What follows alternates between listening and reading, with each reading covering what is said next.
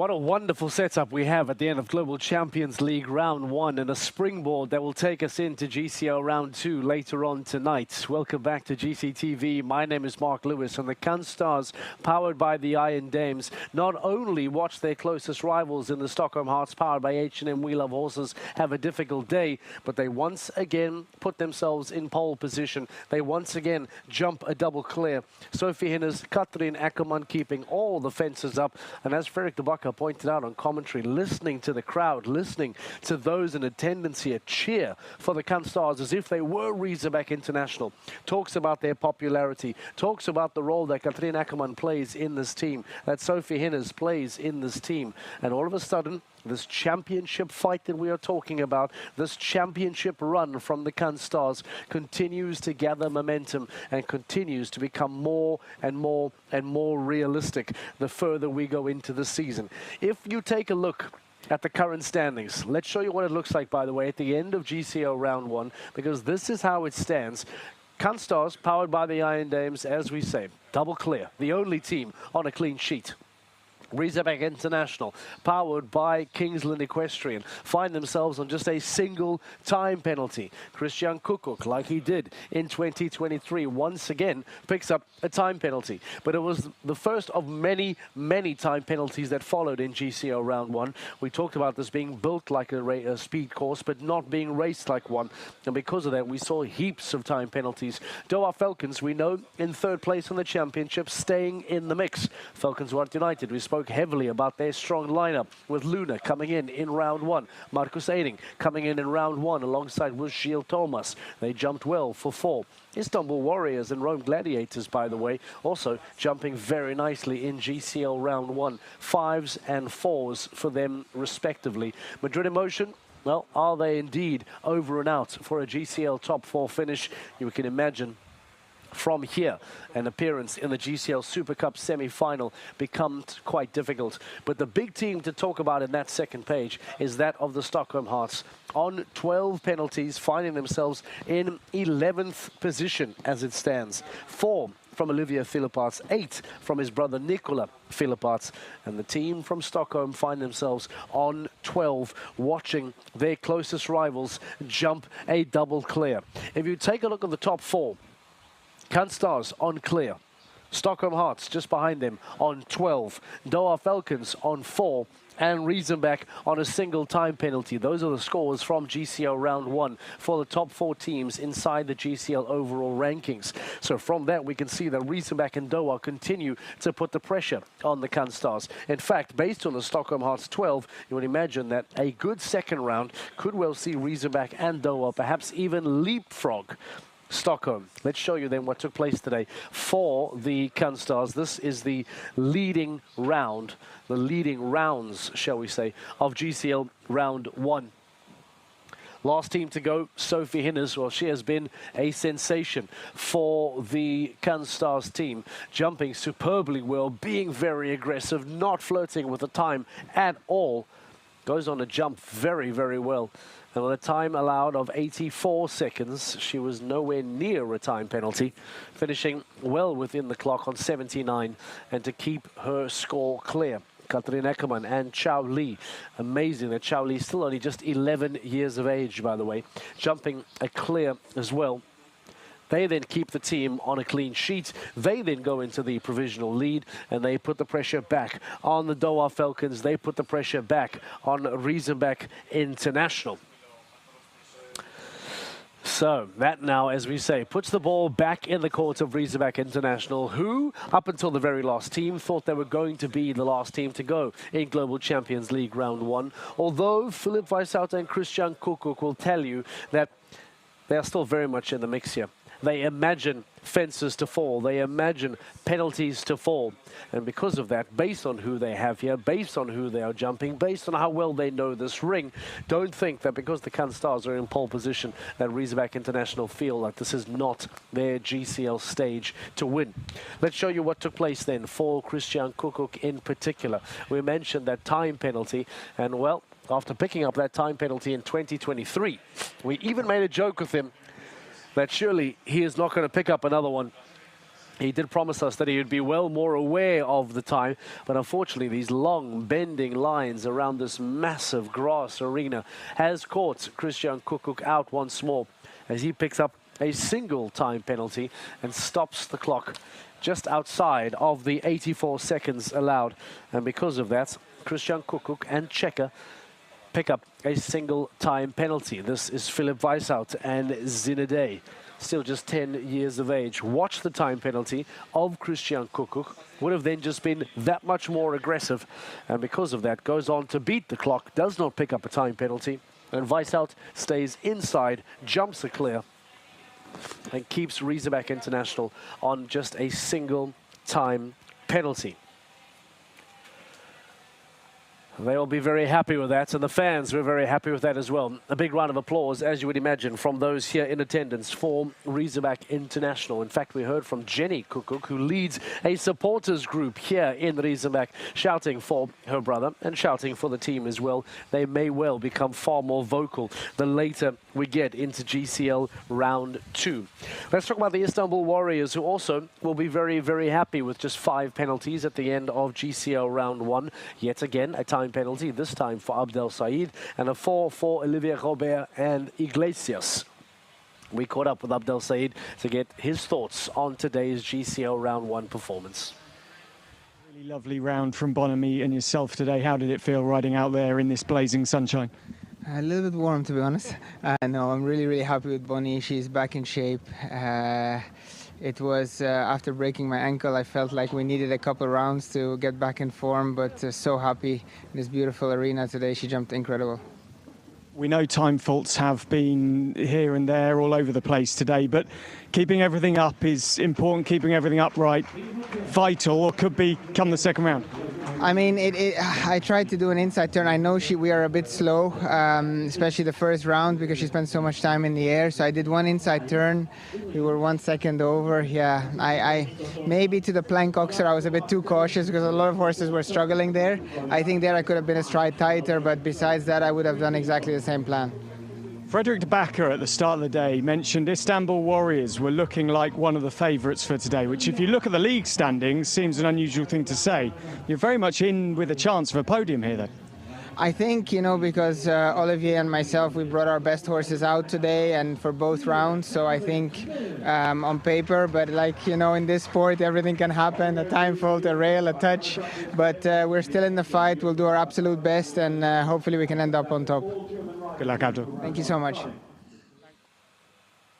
A big smile on the face of Abdel Said, as it is always the case for the Istanbul Warriors man.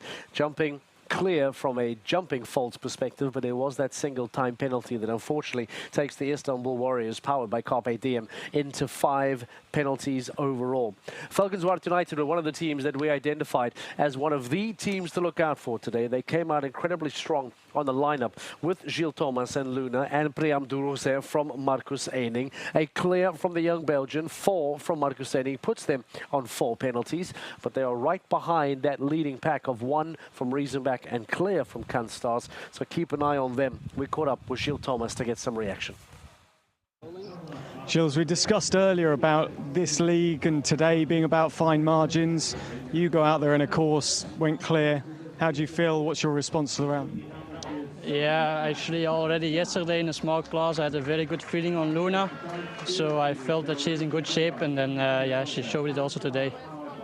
You've got Luna, you've got Priam Duroser, you've got that quality and know-how going into what's going to be a really gritty round 2.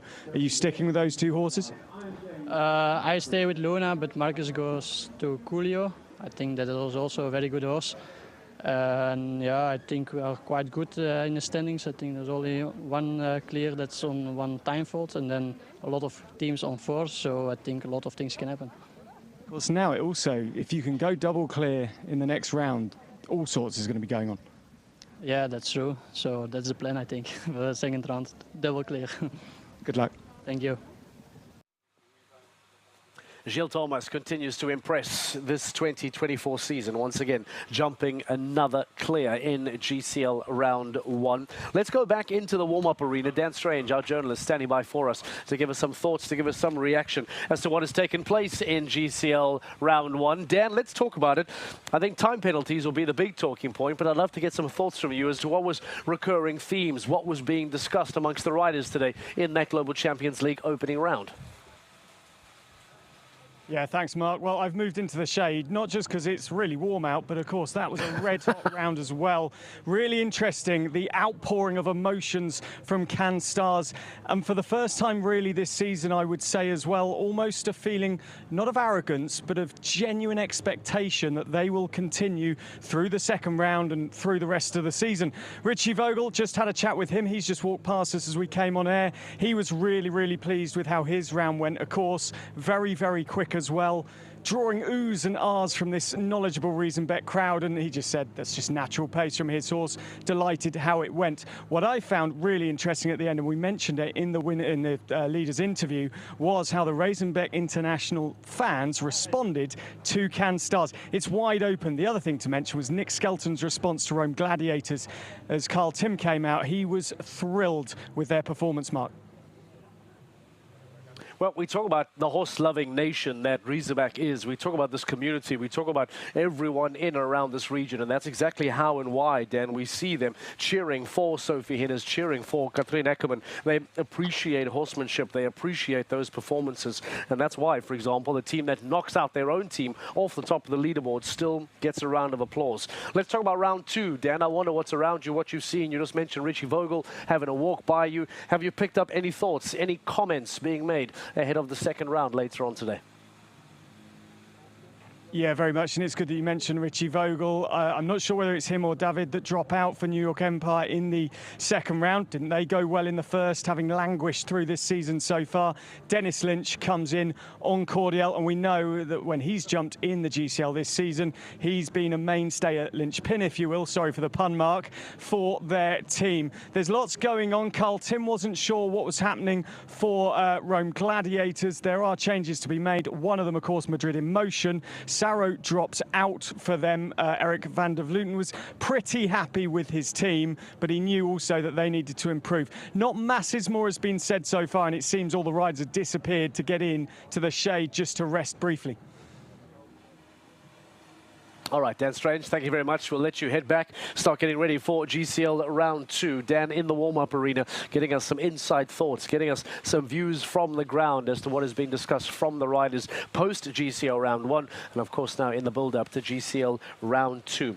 I wonder if we have some time to show you the round of the Stockholm Hearts, powered by H&M We Love Horses. A tremendously important round from an overall championship perspective. The Stockholm Hearts are trying to stay within reaching distance of the Cannes Stars. And after Cannes Stars jump a double clear, this is what then there was the response, at least, from the Stockholm Hearts. Now, to be fair, they did jump before Cannes Stars, but I mean, from a championship perspective, this is now the response. And unfortunately, for the two Philipparts brothers, a form from Olivier on Popemike, who we spoke about being so talented, such a bright future, but perhaps finding this Riesenbeck ring just a little bit big. And perhaps an even bigger surprise is that of H&M Luna van der Ruitershof from Nicola, putting 2 fences down, as we see now the close of the round of Olivier Philipparts. Again, flirting somewhat with the time, finishing just inside that 84-second time penalty allowance, finishing just inside that. Nicola then following up on H&M Luna, as we mentioned, and unfortunately for Nicola, 1 fence going down became 2 fences going down, and because of that, they then go to 12, and the double clear of Cannes Stars really opens up the window. Doha Falcons and Riesenbeck International will be licking their lips as well, with the opportunity to then leapfrog Stockholm, to try and move into second, to try and move into third. And Stockholm Hearts will be hoping that those teams then later on in round 2 have some late faults that will try and keep them in this hunt. We will take a break. You can catch a break and have a bit of a breather. We'll take a few moments. When we return, Global Champions League round 2 is live here from Germany in Riesenbeck. Make sure you stay with us here on GCTV as the action continues this afternoon.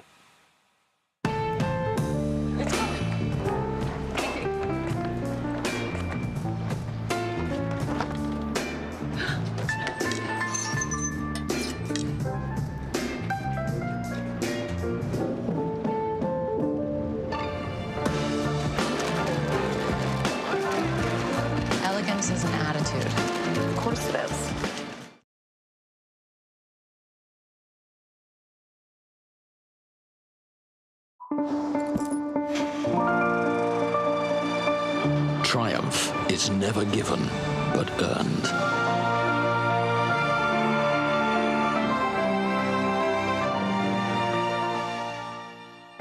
The road to the top is packed with obstacles. Success is only achieved by those who can rise above challenges, the ones who can conquer their fears, the ones who are strong enough to continue, the ones who get back in the saddle after failure. After all that drama, pain and surgery, it's absolutely amazing.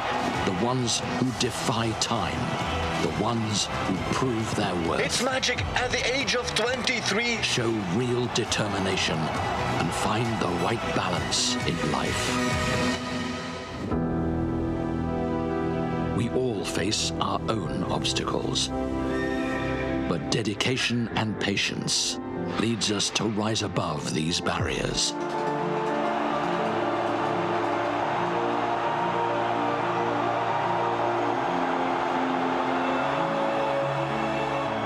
Perseverance makes the brilliant legendary.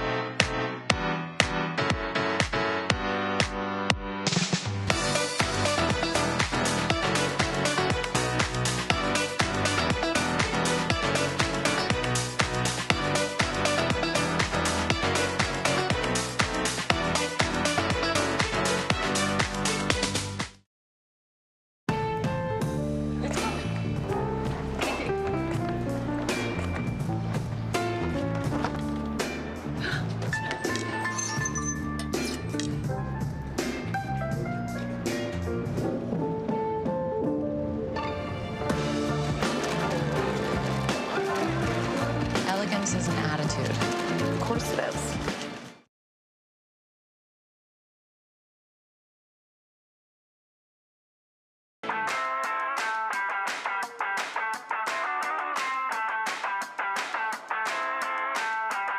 We are back, and finally this year in 2024, the Global Champions League enters its 8th season. It's a team championship over 15 stages, with riders of different nationalities competing on each team. Every team has a team manager who selects a maximum of 6 riders for the season, and they must contain at least one under 25. Halfway through the season, the transfer window allows the team's manager to change riders on their roster. This year, the transfer window opens after Paris and closes before stage 9 in Stockholm. A maximum of 3 riders travel with each team to each stage, but only 2 of them can compete at the 2 rounds of GCL. Between rounds, a manager can swap in a horse or change rider. The penalties of both riders are added over the 2 rounds, meaning there's no drop score. In case of a tie on points, the added times from round 2 will be the tiebreaker. The team that wins the stage will add 30 championship points to its tally. Teams are battling to finish in the top 4 in the championship, as that takes them straight to the semi-finals at the Global Champions Playoffs, this year held in Riyadh, Saudi Arabia. And the team with the most points at the end of the season will be crowned 2024 Global Champions League winners. Well, mid-season transfers have happened, and one team that have had multiple transfers are Monaco Aces. Lovely to see you all back here in Stockholm. And Felipe, I want to start with you. Reflect on the season. You've been part of the team. Yes, yeah, so this season is amazing. Like, I started in Miami, which was very nice. I got the opportunity to compete there, and I had my family with me, like my brother was in the show and my son. After that, we did Madrid, myself. I decided there to compete just in the team competition, preserve a little bit my mare. I think that is also something which we need to manage because it's a very hard season. And then after Paris, and now I'm here like a training this week with my wife, and then with Inés. So I training from both of those riders, and Mariana, which is the new face we're gonna see in the next in the next competition. I think she started in Riesenbeck. I was going to say to you, we've got a few new faces in the team now. Yeah. How did you come up with the transfers? How did you decide on them? I mean, I was there like a rider, like a trainee, but that decision, it's more from the manager of the team, Filippi. Of course, we spoke a lot together about everything, and I'm really, really optimistic with Edouard. I think he's a great rider. I know him for a while, and many good results in all the season. We have Gregory Cotard, which is good, so it's a little bit very good mix. Well, also, you've also brought your wife into the team, Celine, who is so fantastic to have you here, Celine, as well. You've never actually been on a Global Champions League team. What's it like so far? No, actually, I did one global in my life because I got a wild card in Paris in 2019. And I was second on the Grand Prix, so for me it was a really good memories, and I hope this season I can do something and help a little bit the team to get some points, and for me it's a really good opportunity and good experience. Well, it's great to have you on the team. Edward, such lovely words from Philippe there, so hopeful that you're going to bring something to the team. How have preparations been for this weekend? We always prepare, I hope, smartly, the big shows like the GCT shows. We try to come with horses in the same times ready and fresh. Monaco Aces, what is the realistic goal for you guys? You're coming into the team, Edward. What would you love the goal to be for the end of the season? Okay, I think when we just get in a team, we will try to see a little bit step by step how the things are going. What is good is we are all very good friends in and out of the circuit, so even for the decisions, the communication will be pretty easy. We will see how the horses are jumping, how the rider feels. Sometimes it's about results, sometimes it's about feeling. Okay, for sure we will try to be stronger and stronger shows after shows and try to make a very nice second part of season. For sure the horses will give their best and we'll see. Well, there have been a few transfers during this team, but I think it's a team really based on family and friends, and you can really feel that here right now, and I wish you all the best of luck. Thank you so much. Thank you very much.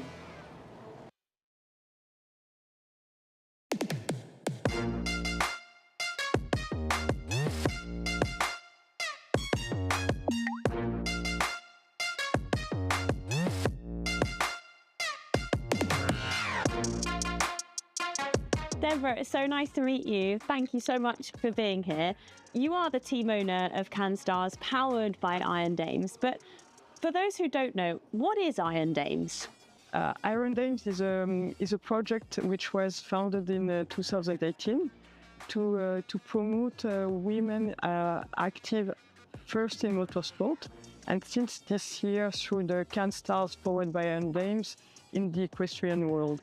You're incredibly successful in the racing to start with. How did you make the move into show jumping? Did you know much about the GCL?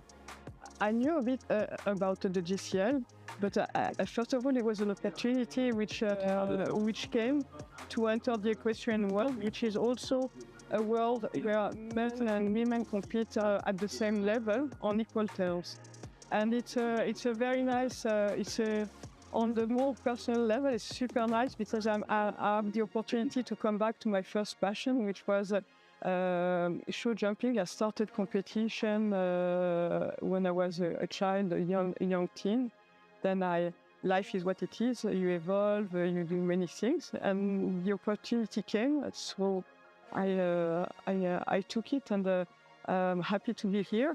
Happy to be today in Cannes, which is the home round of the team, and to be with you and with the team here. How did you go about putting the team together and finding the right riders to make sure that this team was successful?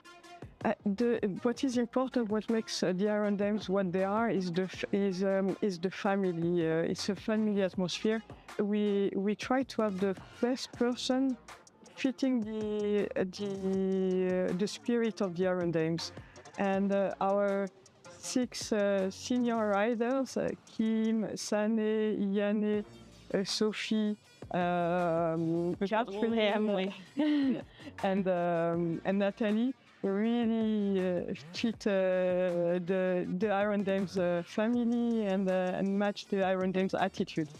It's all about the team, men and women who make this dream and this passion come true. Iron Dames is not one person, it's one group, one family. That's such a lovely tagline as well. One group, one family. It's what dreams are made of as well. What are your realistic expectations going forward then? Like I said, the CanStars powered by Iron Dames have been fantastic so far this season. We're around nearly halfway through. What are your realistic expectations for the rest of the season? We won 2 rounds, Doha and Saint-Tropez. We were very consistent in the other rounds. This year is the first year for us. We will be there. The goal is to be there for many years to come, and to do it and grow in a proper way. So being consistent, regular, achieving good performance in the best possible way. In terms of success, then getting to the end of this season, if I sat with you at the end, what does success look like to you for this season? Smiles on the face, good results, a positive feeling, the feeling of belonging to a family, to a group which carries passion, which allow dreams to come true, all together as one.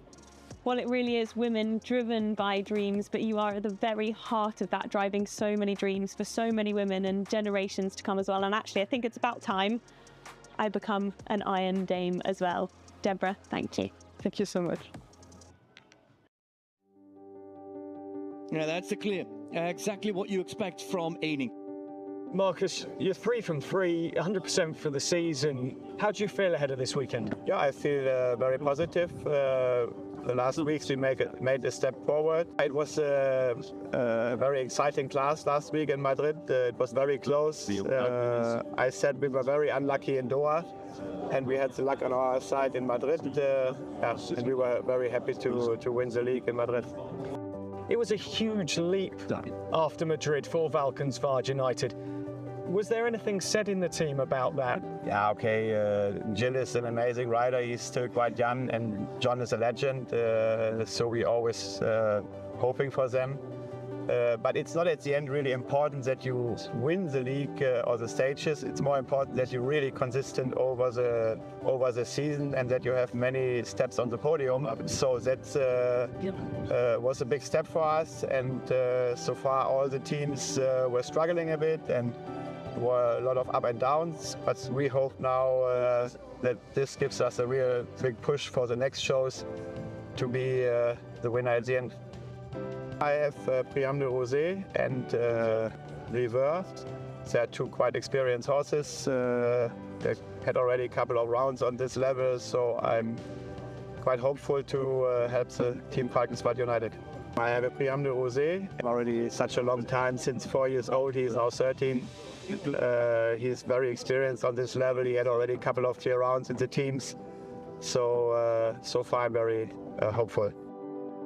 What strategy are you going to bring this weekend? What's the plan? Okay, first of all, if you have 3 riders here, the pressure is not so high that you really have to. But we see after the first day today which horses are in the best shape and maybe which horses we swapped from round 1 to round 2. And then we see what's going on then. Have you got the horsepower to really have a go at that title this year? It's very difficult to say. There's not a clear answer. For sure, we have very good riders in the team, and we have also many experienced horses there on this level. But you need also a bit of luck and hope that the horses really stay sound, that we at the end of the season still have the horsepower and rider power to be really competitive, to be at least on the podium.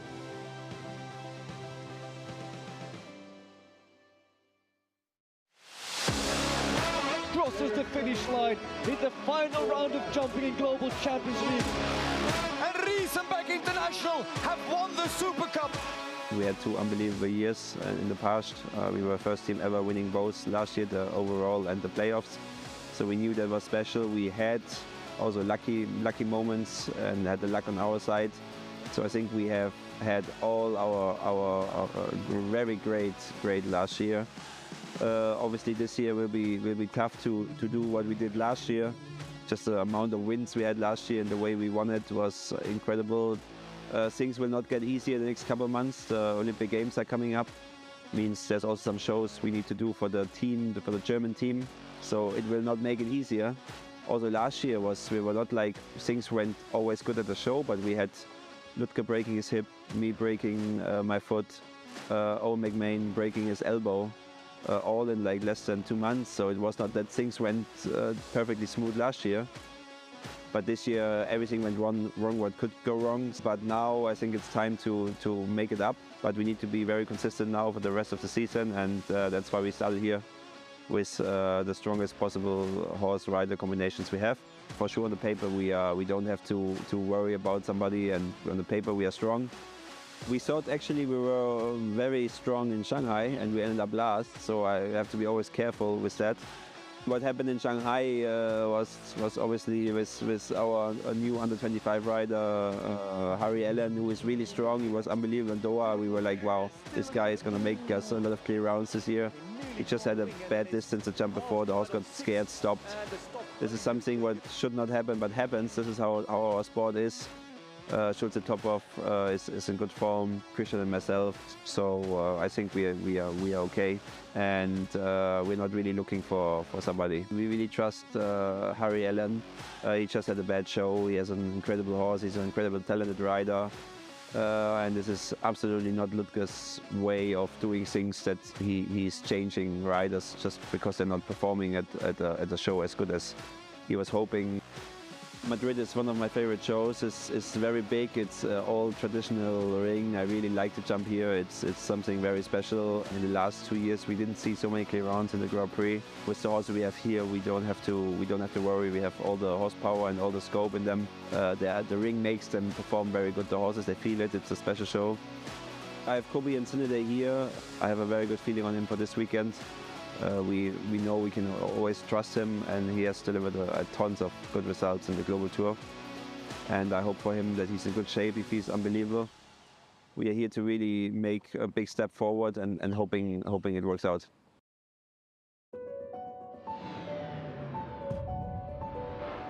In the life of a rider, each jump is a journey, every heartbeat an opportunity, and competition is where the spectacle begins.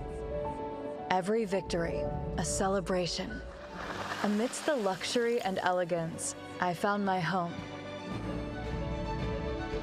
I recall the highs and lows as if they were yesterday. But for every triumph, there's a battle fought. For every leap forward, a step back in time. The tension between competitors fuels the fire. It's a dance between skill and determination, culminating in podiums and triumphant celebrations. From city to city, we cross the globe in pursuit of glory, overcoming obstacles and embracing the challenge at every turn. Each rider is a testament to perseverance and dedication. Each competitor a source of inspiration and motivation. As I look back on the journey, I see the challenges, the triumphs, the moments that define us, each memory etched in the fabric of time, shaping us into who we are today. Together, we've written a story of courage and passion. And as we gaze towards the future, let us remember that the true essence of sport lies not in the outcome, but in the journey it inspires. Today begins a new story, and I want to live it with you here in the new season of the Longines Global Champions Tour and Global Champions League. Don't miss out on the Global Champions 2024 season. These are some of the hardest shows in the world. Competing against top of the world. Each team is required to have one under-25 rider. If you're good enough, you make it, and if not, then it's a little difficult. It's not like a car. When it's broken, you bring it to the garage and it's fixed. It's my special horse. Yeah, there it is. He changed my life. What a start from the championship. It's overwhelming. It's a dream come true for me to be here. The score now rises. I'm stressed. You can be on top of the world the one week and then at the bottom of the pile the next week. Ooh, and it comes to a stop. Jumping good as well. They always say you're as good as your last round. Show jumping is down to the finest details. Not trying to be fifth, just trying to be first. Look at that, unbelievable! That one will be hard to beat. Some of these under-25 riders will be the champions of tomorrow. This feeling is... I'm here to win and not just take part.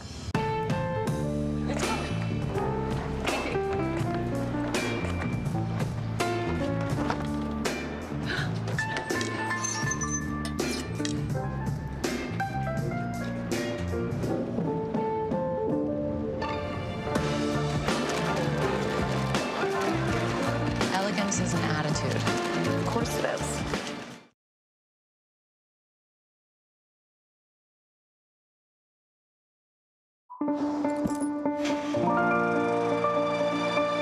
Triumph is never given, but earned.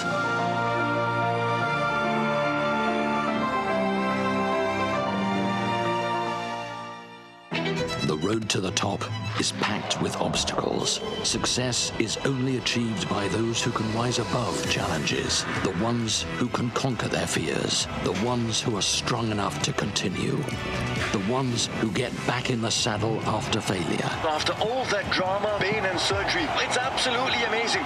The ones who defy time, the ones who prove their worth. It's magic at the age of 23. Show real determination and find the right balance in life. We all face our own obstacles, but dedication and patience leads us to rise above these barriers.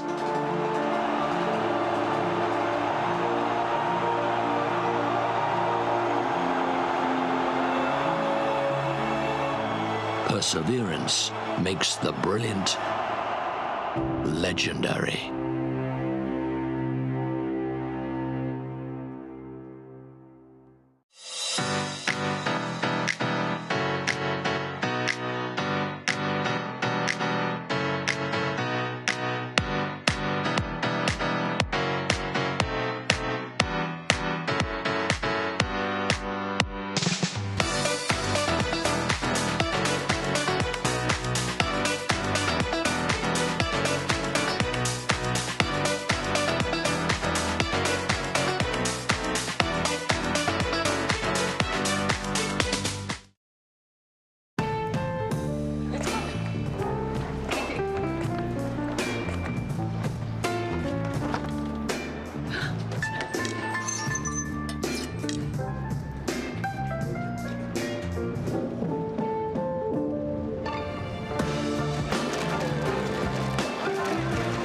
Elegance is an attitude. Of course it is.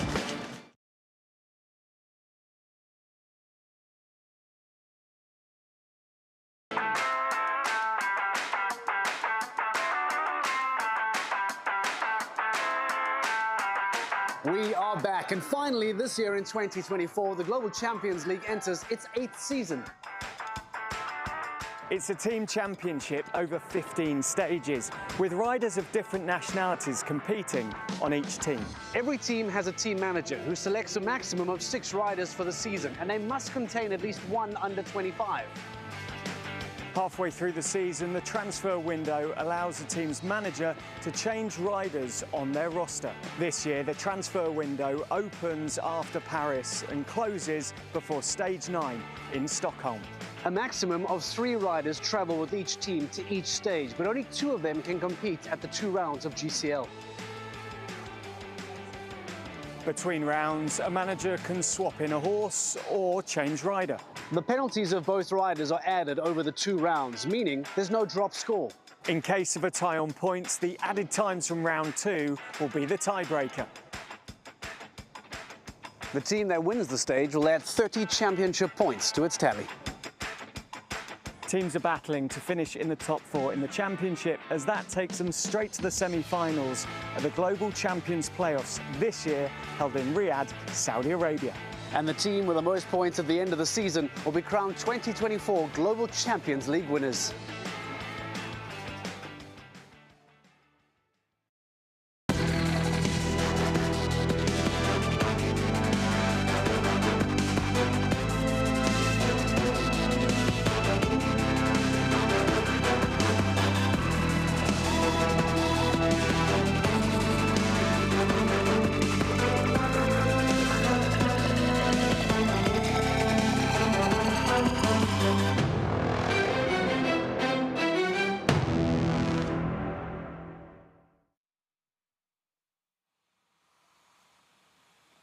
Welcome back to GCTV. Welcome back to stage 11 of the Global Champions League. My name is Mark Lewis and we are live in Germany. We are live from Riesenbeck and we are ready for the second round of Global Champions League action today. If you have just joined us, you missed a very intriguing opening round. An opening round that saw a double clear for the Canstars, a single time penalty for Riesenbeck International. Stockholm Hearts, powered by H&M We Love Horses, falling slightly behind the beat on 12. And the Doha Falcons, all the teams inside the top 4 staying in the hunt with just 4 time penalties. Madrid Emotion, are they done and dusted out of the top 4 fight? Falcons Wart United stay in the hunt. So many intriguing storylines that will hopefully by the end of tonight have more clarity as to how things will look as we now take a summer break and return in a couple of weeks' time for 3 back-to-back shows in London, Falkenswart and in Rome as well. Before we get to any of that, let's talk about what's happening in Riesenbeck today. These are the results from Global Champions League Round 1.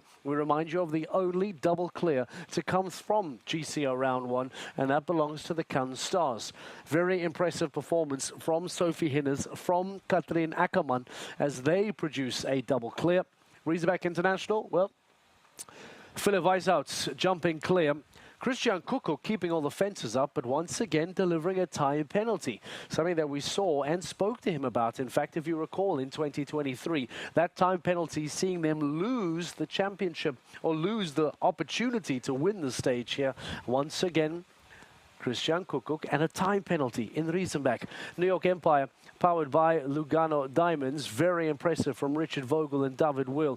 And the Doha Falcons on 4 as well, alongside Falcons Wart United.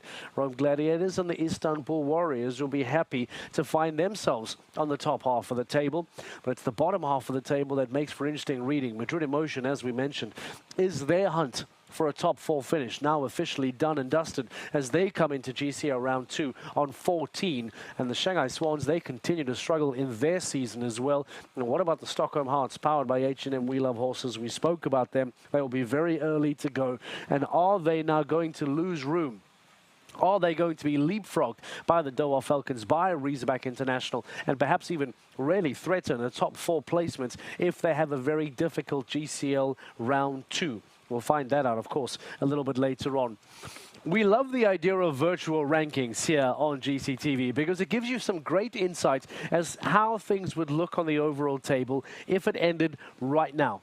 If the Canstars were to win today on the double clear, if Riesenbeck International were to finish in 2nd place on their 1-time penalty, what would the new virtual championship rankings look like? Well, let's give you an idea as to how things stand now and what it would look like then by the end of tonight. And take a look at the lead that the Stockholm Hearts would give up to the Canstars. All of a sudden, Canstars would have a 25-point lead. And whilst Doha and Riesenbeck would not catch them just yet, it will be down to 3 and 4 points respectively, separating Doha and Riesenbeck from 2nd position. So all of a sudden that top 4 starts to tighten up even more so. Falcons Wart United would jump up to 185, just 15 points behind the Riesenbeck. And the Prague Lions and Madrid Emotion, despite their poor performance, would then still be in 6th and 7th respectively. A lot to read in to the virtual rankings there. And the Shanghai Swans, they continue to stay in 11th. I'm afraid for the Scandinavian Vikings, because of the strong performance from New York, if it were to end the way it is, the Scandinavian Vikings would once again become the bottom-ranked team in Global Champions League at the end of stage 11. They would once again take up the position of the wooden spoon team. The question now is about which of these teams have done what for the second round. If you know the rules of Global Champions League, you will know that between round 1 and round 2, managers can make rider changes. Managers can make horse changes. But not always do you have what available to you that you would want. That is always the trick about being the managers of the Global Champions League. You have to work with what you have available on the weekend. So, which of these managers have made what moves? Which horses come in for GCL Round 2? Which riders come in for GCL Round 2? We'll get Fredrik de Backer on the line in a few moments' time. And we remind you that on our graphic, by the way, The yellow tab that you see alongside the teams, that is an indicator, an indication that there are teams that have made changes. So if there is a yellow tab next to the team's name, they have indeed made either rider or horse changes. If it remains white, it means that there have been no changes made to that GCL team for the second round. This is the start list, by the way, for GCL round 2. And as you can see, 2 teams that have not made changes because of their white tab for the Istanbul Warriors and Canstars. But let's get some reaction from Frederick. Let's get some thoughts from him as to what exactly those changes are. As it stands now, 2 out of the 14 have not made any changes. We'll get with him in a few moments' time and get some reaction as well from Dan Strange. He will be inside the ring. You can see the course walk right over my shoulder, still officially underway. A lot of the riders are now re-walking it for a second time, re-walking it arguably for even a third time. We saw how GCL round 1 was designed, and those long winding lines catching a lot of the riders out for those time penalties. Let's maybe get some thoughts from a manager from the GCL. I believe Dan Strange standing by alongside with Eric van der Vleuten, manager of Madrid in Motion. Are we ready to go to Eric van der Vleuten? In fact, I believe he is standing by, but maybe we park that and see if and when we can go through the changes very quickly. Right, Frederick de Backer, let's bring you in. Let's talk about these changes. We put the graphic up on screen. 2 out of the 14 not making changes. Let's talk about those other teams that have, Frederick. What have the managers done for GCL round 2? Mark, I don't want to get in there too quickly because the list that this is based on is actually incorrect. There was an official list published, and on that list it said that the Canstars had not made any changes, but there were mistakes, and so the Canstars have made changes. Riesenbeck haven't made changes. Oh. So actually, yeah, indeed, the information that we got in from first hand was incorrect. So I can inform you that Canstars did make changes, and that New York and Istanbul did not make any horse or rider changes. The real details, I'm afraid, I can't give you just yet because we're still waiting for an official list, a real confirmed list. Yeah. So yeah, I can't give you any more information, I am afraid. The only thing that I do know is that Istanbul is not going to make changes, and neither will the home team, Riesenbeck International. And that is something interesting, Mark, because I remember us talking about it before the start of the stage, where we said, wow, Riesenbeck come out with a really strong team with Checker and with Zinedine. Those are the really, really top horses for that team. Are they then going to come in with Kobe maybe in round 2, or just be gentle in round 2? No. They bring their absolute best horses out for this first and second round. So this is the stage that they had to win. Remember that Riesenbeck is yet to win their first stage of the season, despite having won and breaking that record last year with 6 wins in a single season. Riesenbeck haven't won one just yet, and they want to win here on home soil in front of their home fans. And it's bizarre that they are going to start that second round in the exact same fashion, with the exact same score that they started their round last year, that second round, when they also had that one-time penalty, also from Kirsten Kukuk, also when Zinedine jumped double clear. So maybe that is then the omen.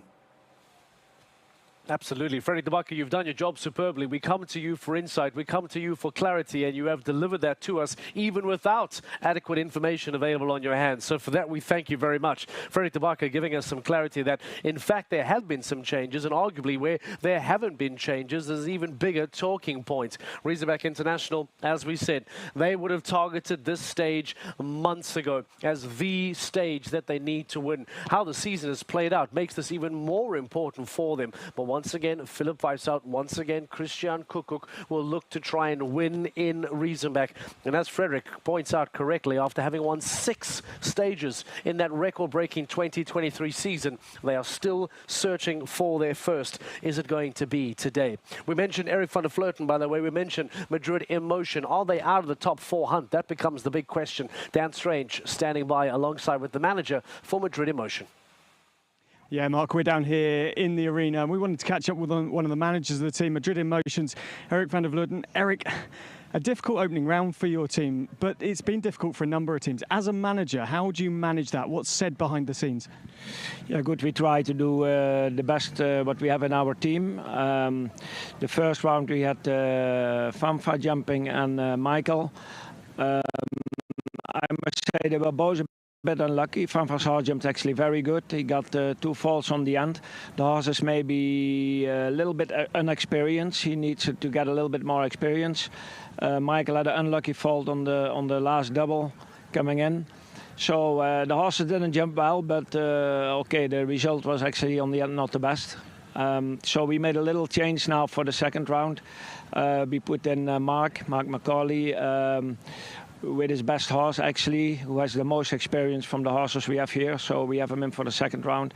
And then Michael jumps with the stallion O'Bailey. It's the sort of week where sort of grittiness within your team, along with quality, could keep you within the hunt for the more major points, maybe sneaking a podium. Do you feel that's possible, and with how the season's gone for Madrid, puts you in reasonable stead? Yeah, good. We have to do, like, after this show, we hadn't, of course, a long season already, also with a little bit the Olympics in our mind, with a couple of riders from our team. So I think after the Olympics we can use also those horses again for the last few legs and try to do a few good results again. Eric, thank you so much for your time. Good luck to Madrid in Motion for the second round. Mark, back to you. Thank you very much, Dan Strange. Eric van der Vleuten giving us some thoughts on a disappointing GCL round 1 for Madrid in Motion. The big question now is if they jump really well, let's say they jump a double clear and then stay on those 14 penalties, is it enough to keep them in the hunt? Is it enough to keep them knocking on a GCL Super Cup semi-final door that will be jumped in the GC playoffs in Riyadh at the end of the year? The big question as well is what are these riders going to be jumping? We saw GCL round 1 prove to be quite challenging, especially from a time perspective. And Fredrik spoke to us about those long, winding lines, the outside turns. And whilst we know time in round 1 is never that important, we saw a handful of riders pick up those time penalties, which now I wonder what is the impact on round 2. So, Fredrik de Backer, let's talk about that. Let's talk about the course and maybe remind us as to then how those time penalties in round 1 could well influence the style of riding in GCL round 2. Mark, you know that sometimes I try to play tricks with you. I promise this is, for once, I'm not trying to fool you. This is not me playing a trick. Follow me for a moment here. How does this ring a bell? This line, does this ring a bell? The rollback through the center, up, potential inside here, go down, go round. I'm talking about round 2 here. Go down, go back, double combination, roll back, and then through the center for the end. Does that ring a bell? Well, it should, Mark, but I did play a trick on you. I just showed you what the round 1 course looked like, and we're almost jumping the same course in the opposite direction. I started at the finish. Now, this was the finish in round 1. He made some changes, don't get me wrong. Normally we came here into the double combination, so it is now 1 here. Then it's the rollback. This is up the hill. This is slightly down the hill. This is the same double combination. Now we jump it again, oxter vertical. It was oxter vertical, jumping that way. Now they've turned it around, jumping oxter vertical this way. Then you've got the oxer here. This is exactly the mirror of the previous class. This goes up here. Then this whole line has been changed into the triple combination. 2 strides and 1 stride. It's vertical, vertical, and oxer. And then again this loop, and then here. Now there's a few things that we have to say.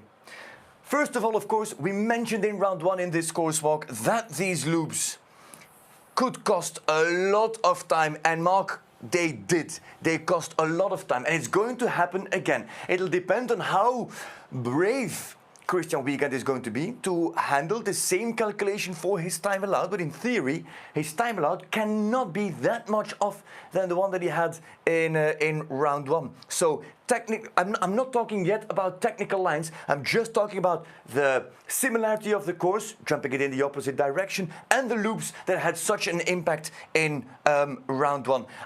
If I have it right, and that should be, you won't see it, it's right by the in-gate. There at fence 12 stands a brand new fence that we never jumped in Riesenbeck before, that we never jumped in GCL before. It is a wall with a low gap underneath. Now, if I take you back to Doha, for example, the first first stage of the season, there was also that very odd-shaped wall that had a bit of an impact, and especially here, positioned right by the in-gate horses at the end of the course. If they are jumping their second round, maybe slightly tired, maybe slightly switching off after the rollback, thinking that they are finished, thinking that they are done. Riders have to make sure that they keep the connection and keep the focus, because that last fence, not so much for the faults, but just for the focus of the horses, and especially on how that final line is going to jump. Now, I don't have measurements and I don't have strides just yet. I haven't gotten that information just so far. So I'm looking mainly at that old fence, the wall right here, and the fact that this is just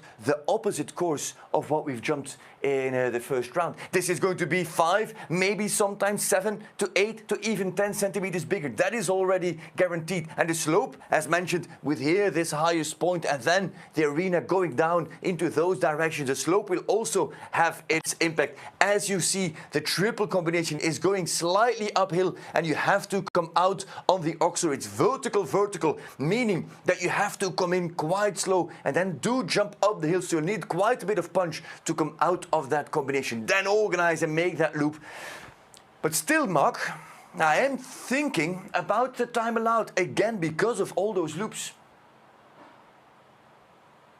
All right, Frederik de Backer, thank you very much. I appreciate it. And I wonder how this may well fall into a Christopher Nolan type Tenet-style film, doing everything in reverse. I find that fascinating, that it was built one way in round 1, and all we're going to do in round 2 is ultimately go there in reverse. The time.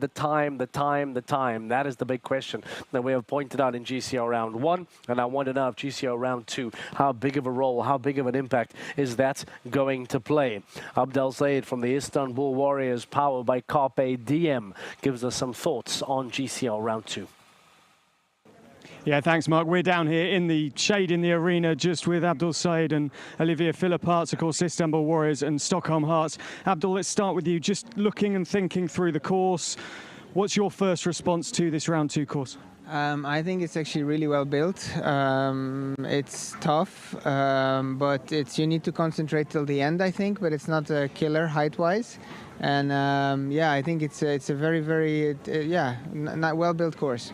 Starting list out a little bit late. Are you still on Bonamy in the second round? Yes. And will it suit? I hope so. It looks from the ground so far, it looks like it's going to be amazing, so we'll see. Olivier, where do you see the most technical parts of the course being? I maybe think 4AB, a little bit downhill, the combination. I think the coming out the vertical is difficult, and then I've been jumping quite bad number 6, the Black Kingston vertical. Also the first round has been a very difficult jump. I think the rest is pretty fair.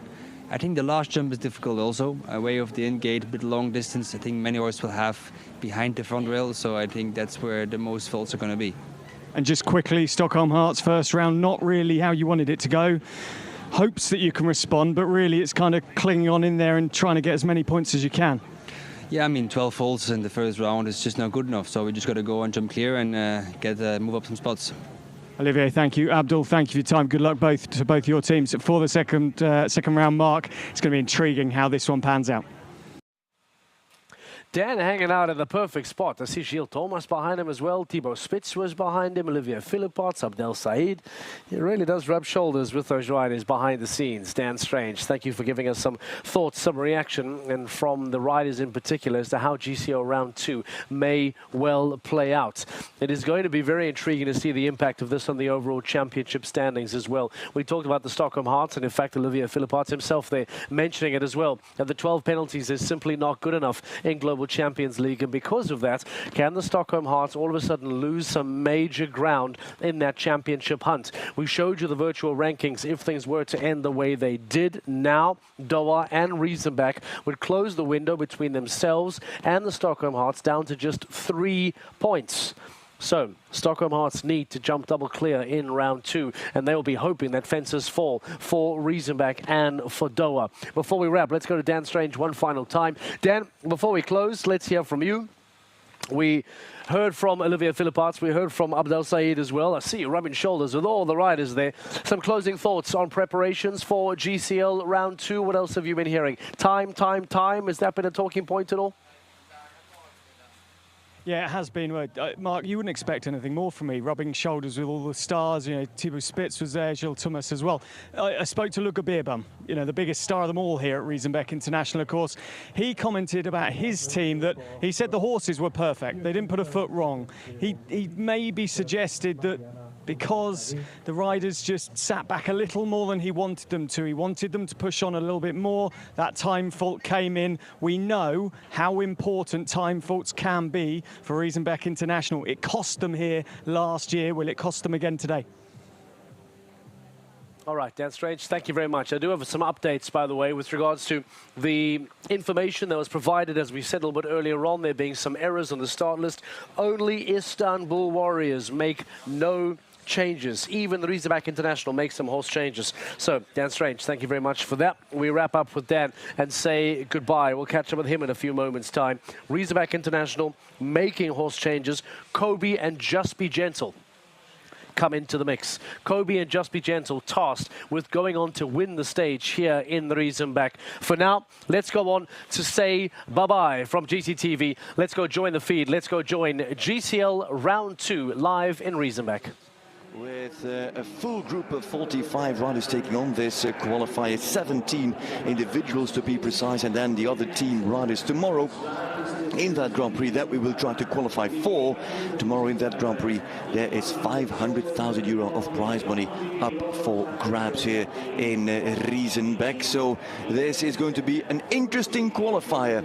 It is an interesting moment to perform, to keep your eye on the ball. It is a very bad moment to not be focusing on what is here, what is the task at hand. We saw plenty of time penalties in the first round. We hope the riders are aware of what is at stake and that they will not be surprised by potentially the time allowed in this second round and in this Grand Prix qualification. That was all decided by Christian Wiegand, Peter Schumacher and Isabel Roteberger. Those are the three masterminds behind the courses designed here in Riesenbeck. There is Christian Wiegand.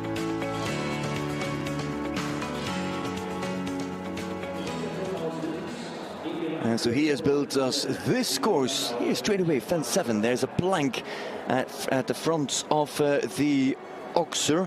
Fence 7, indeed, the launching here.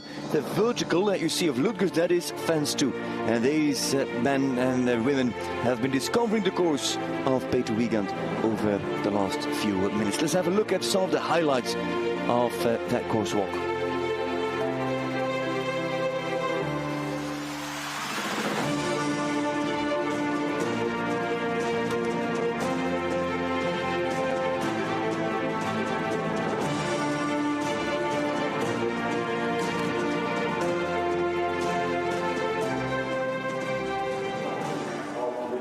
This is that green grass ring, the biggest ring on the circuits here in Riesenbeck. And course builds for the second round of GCL and the qualification. There the start list. The individuals first. Schwitzer Geri has come off. Doha Falcons, then Mariana Frances, Chavez, Kutcher, Tove, Gaudiano, Dean and Delorier in 8th. Then Brinkop for the first time today. Vargers with Limbridge, Buckman, Steven, Schutzer, Tophoff, Will, Spree and Manuel Fernandez Saro coming off the team of Madrid in motion. And then with Hansi de Dreer, we end individuals, and then from 18 to the rest we have got the team riders with plenty of horse and rider changes, of course.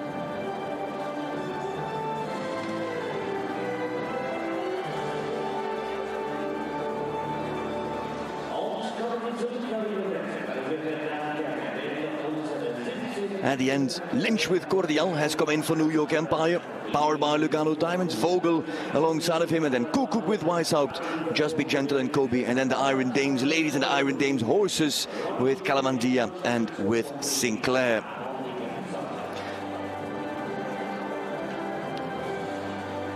The Horstal Castle, the landlord of Riesenbeck.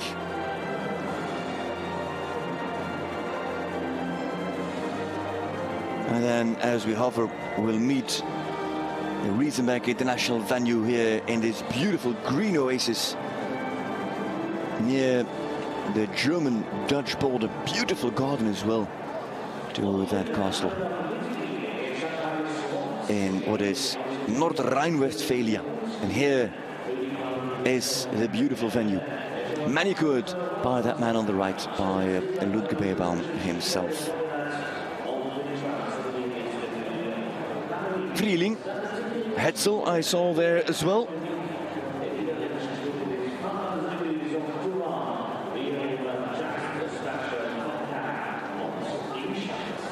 Vrieling, who will compete for the first time on Scandinavian Vikings, as a matter of fact. And this man will not compete on Shanghai Swans.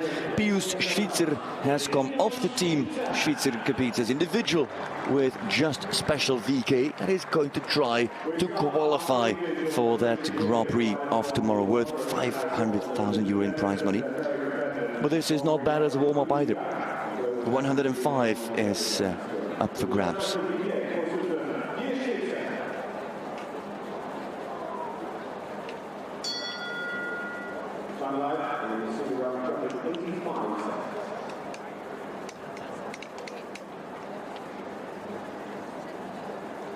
Schweitzer with Just Special by Falaise de Muse.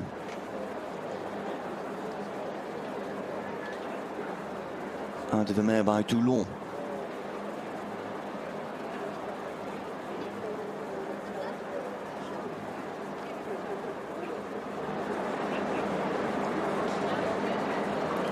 Eight strides in the first line.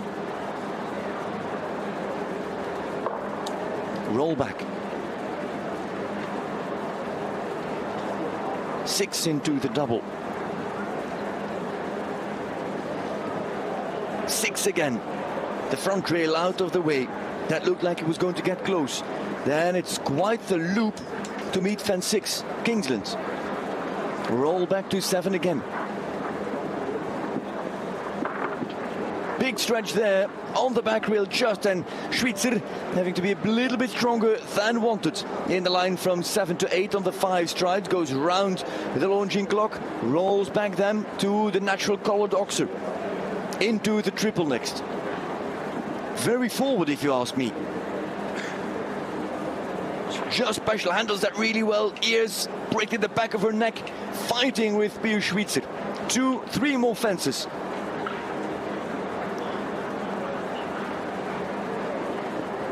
Nine strides to the wall. And at the Liverpool, Pius Schweitzer always not clear. He's got the last fence in 77.28 seconds. That's a pity for Pius Schweitzer and for Just Special.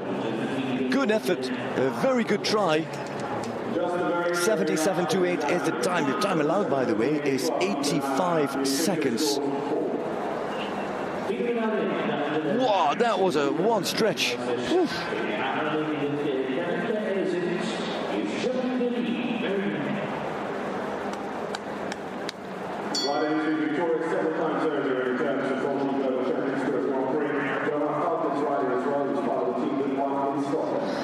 The grin on the face of Pius Schweitzer after that rail.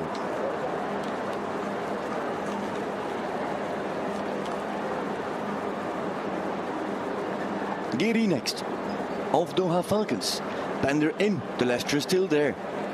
Geri with Carreca LS Elite.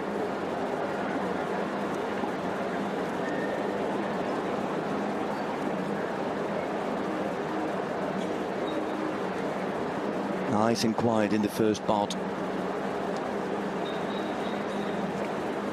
Handful of strides. Roll back straight away. Ludger slightly up the hill, then you meet the apex, then you come downhill to Riesenbeck. 6 or a touch long. These are normal, the 6, and even too short.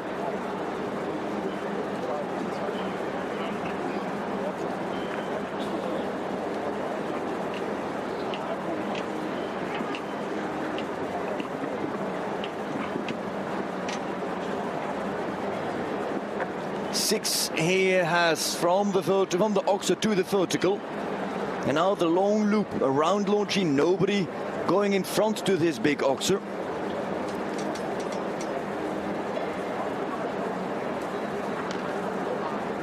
Then strides into the combination. It's not really related distance, it's an open distance into the triple. Guéry now going a bit wider than Pio Schwitzer to defend this upright.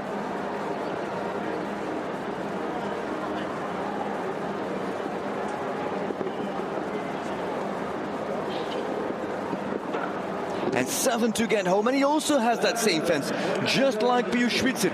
It is built, at least on my course plan, at 13 meters, so that's 7 strides, and both run just past the distance. Is the stride of the horse then too long at that point in the course, after the open approach into the triple? Seems to be so. Both horses run past the distance, and roll that front rail at fence 13. Guéry 81.92, Schwitzer 77.28. Guéry was also a fast man, keep that in mind. So that means that Guéry was just over 3 seconds in the time allowed.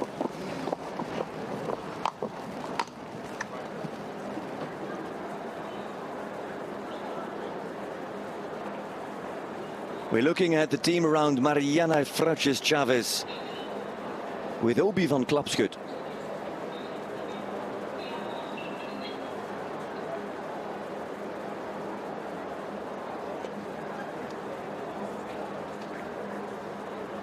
This horse has never jumped a meter 60 class before, and so this is Obi's debut at the level. And if you think about it, well, they've jumped 1 meter 60 class where they had to retire about a month ago. Even Mariana Frauches rides her second ever meter 60 class, and it's an early fault at 3. Oh, that's well ridden. Beautiful bend in that line.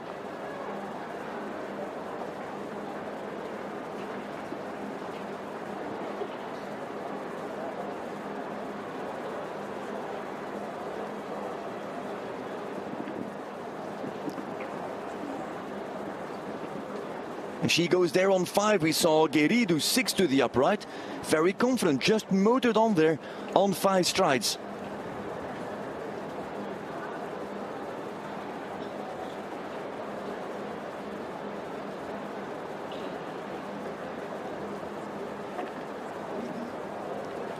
Rushed the second vertical.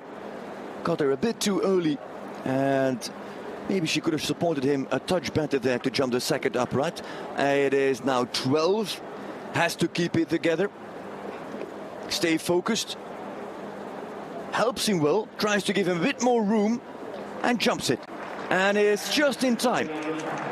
Just outside the time, actually. 85.01 with a total of 13 penalties for Mariana Frauches Chavez.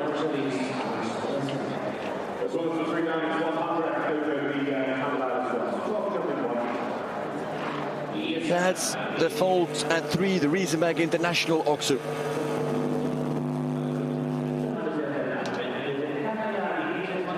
And then in the combination as well, probably somewhat thinking of the Oxer to come out and then overriding the vertical in the heart of it.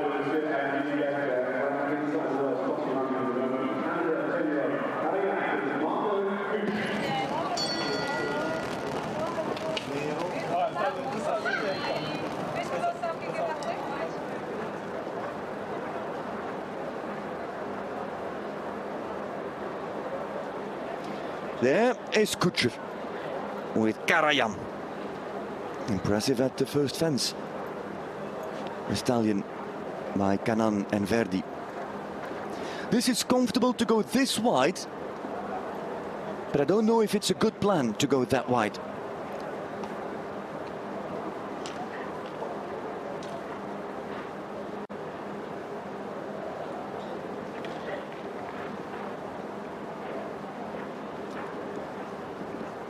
So you could wonder if Kutscher has gone too wide in that first turn and has taken too much time.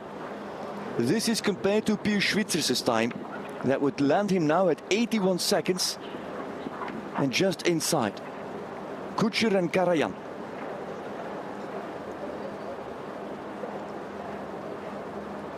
However, the only one to go clear so far.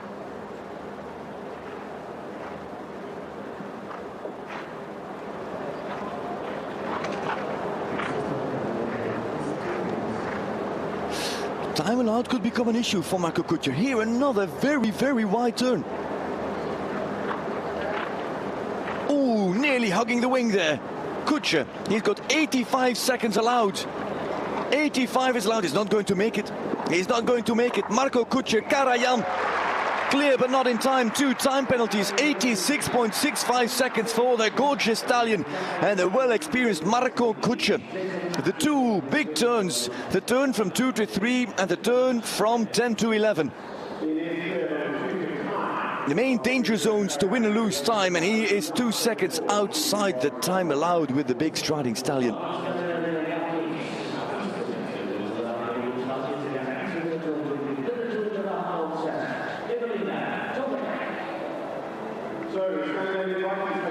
That's a comfortable position in the shade. Who do we have? Alman, we have Eckerman, we have Hinners, we have Beerbaum, we have Fernando Martinez Sommer, Robert, Carlos Anca I saw as well.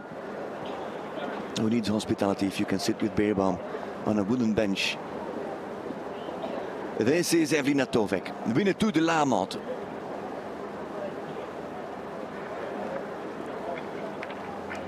The 8, oh, the 8 is a touch deep. And see, this angle shows you how wide she goes. On this angle, she goes past the light post that you see in the background.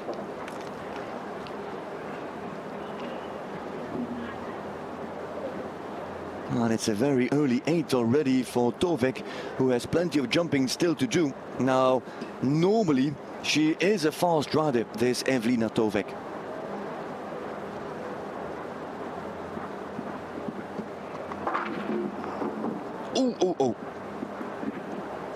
Oh, there's another uncomfortable distance.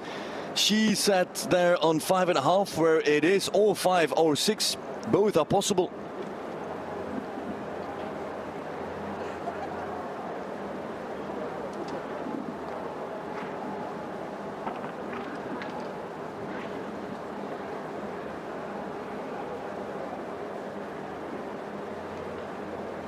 Roll back to Fundis with the 85 allowed and 15 seconds to get home. That should work now for Evelina Tovek. 10 to get home, no problems for Tovek with the time. It's 16 at the finish line in 81.92 seconds. Yeah, with 4-5 riders not making the cut for the Grand Prix tomorrow, I'm afraid that Evelina Tovek is going to be sweating quite a bit longer because not of the weather, but because of the fear of missing out on the 500,000 in the Grand Prix tomorrow. Evelina Tovek, 16 penalties with winner 2 de la Amante Z.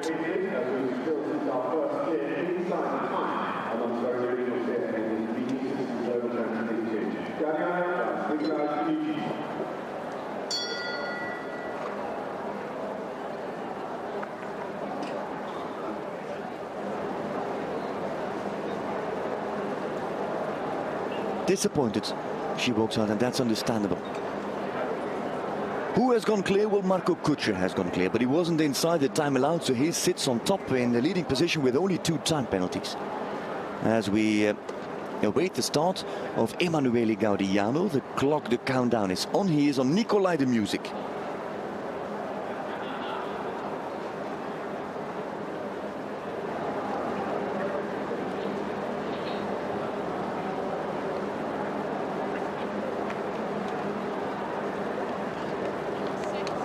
See where he goes compared to the grey lamppost that sits there in the background.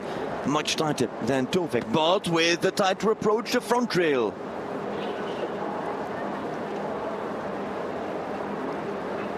Wide line to give more room to Nicolai to make those 6 strides fit, especially after the open 6 in the previous line. He'll go for the 5 after the plank oxer up the hill.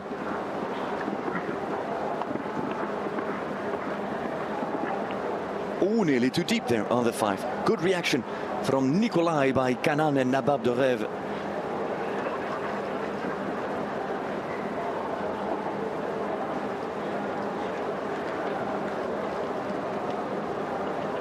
Slow down, handled that well, Nikolai really well. He didn't really slow down in the strides, but he did slow down at the jump.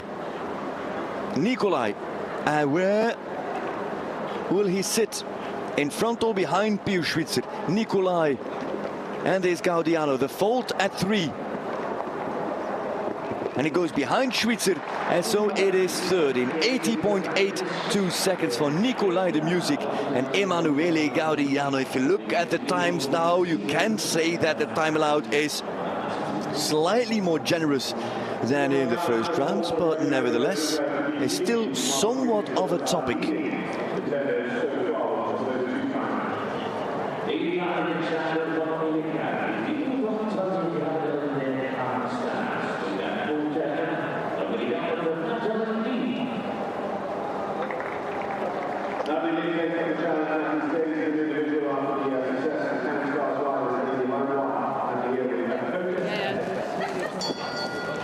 Gaudiano comes out. In the meanwhile, we've got Nathalie Dean in the ring. And Nathalie Dean is there on Akota, and there's Ben Meyer.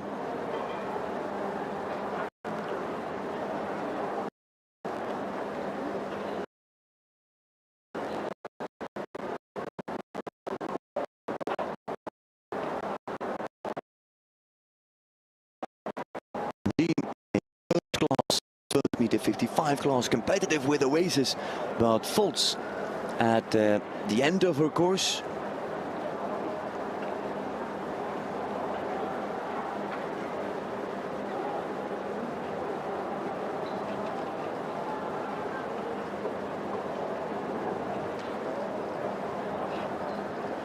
Wow. The horse often in those landings, the balance comes back quite late, stays low with his neck, but then up again. There's the inside turn to Kingsland. That's competitive, that's fast, and that's a great camera angle to show that. Then the rollback to the plank. Oxer, and nearly 3 seconds in front of Kutcher. Kutcher was outside the time allowed, obviously. Sits on 2 time penalties, no clears in time so far.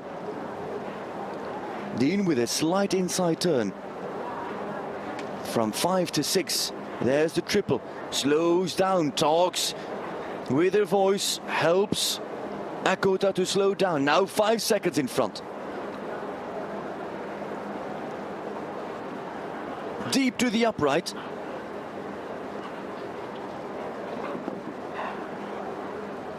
And now, contrary to in the first class, Nathalie does keep it clear at the end, does keep it together. And so the first clear stands. Nathalie Dean with Akota clear, round number 1.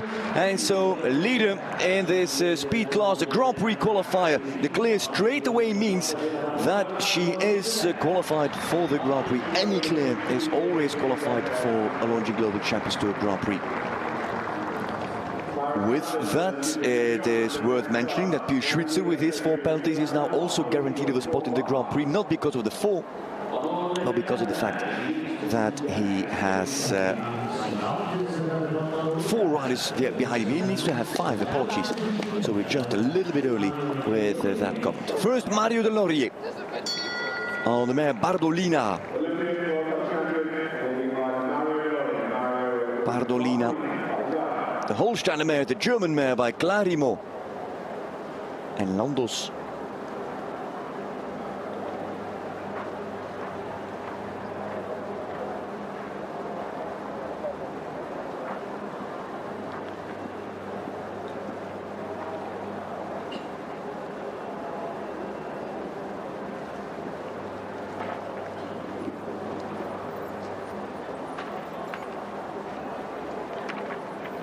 Had to wait quite a bit to get those 8 strides in that line.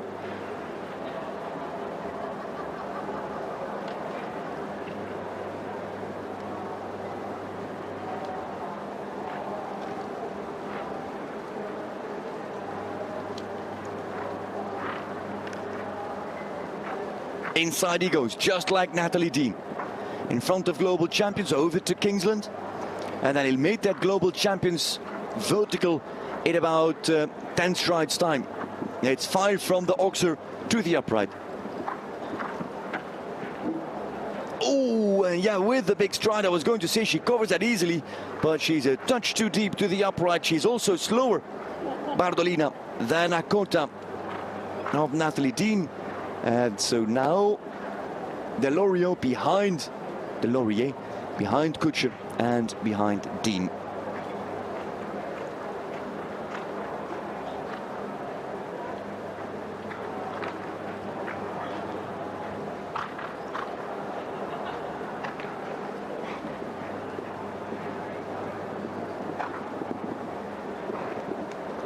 Seven to the finish, and just in time it is 8 penalties. Mario Delorier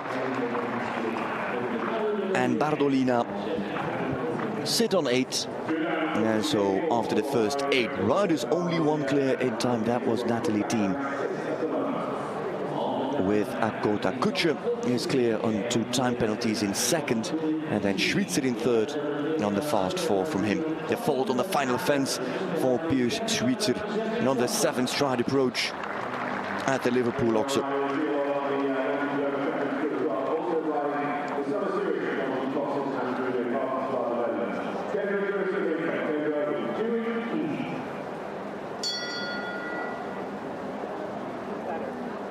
Do it easy. Kendra Clarissa Brinkop.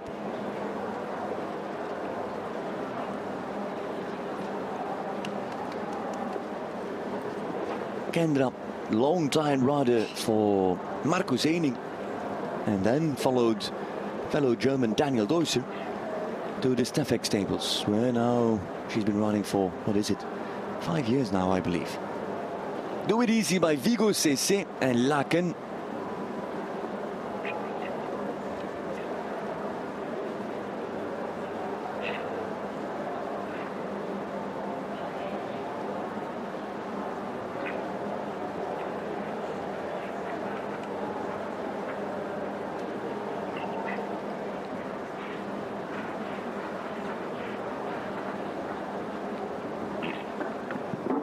Competitive. Oh, she tried to come tight out of the turn and then pings the plank, and she is on another inside turn again there. Kendra Clarissa Brinkop, that was her plan straight away and executed it as such. Will at the split be much in front of Natalie Dean, one would think, but the rail will always rank her behind Natalie Dean, now fighting for third with Pius Schweitzer. That is compared to the time of Natalie Dean, 3.3 seconds faster, so plenty of seconds faster than Pius Schweitzer. But Kendra Clarissa Brinkop comes home on 8. The fastest round of all so far over the first 9 riders, but 8 penalties it is for Kendra Clarissa Brinkop, and do it easy. And has that got an impact on Grand Prix qualification? She is 5th at the moment of the first 9. That means that she's got 4 behind her. She needs 1 more to rank behind her in order to qualify. Comes out of the turn and then finds herself a touch long to the plank, and it's that hind leg that drags it off on the flat cups.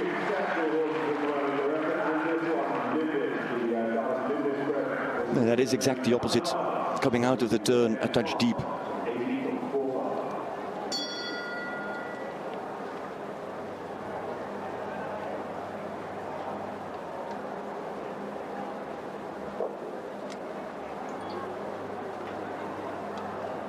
Kendra's disappointed as she comes out.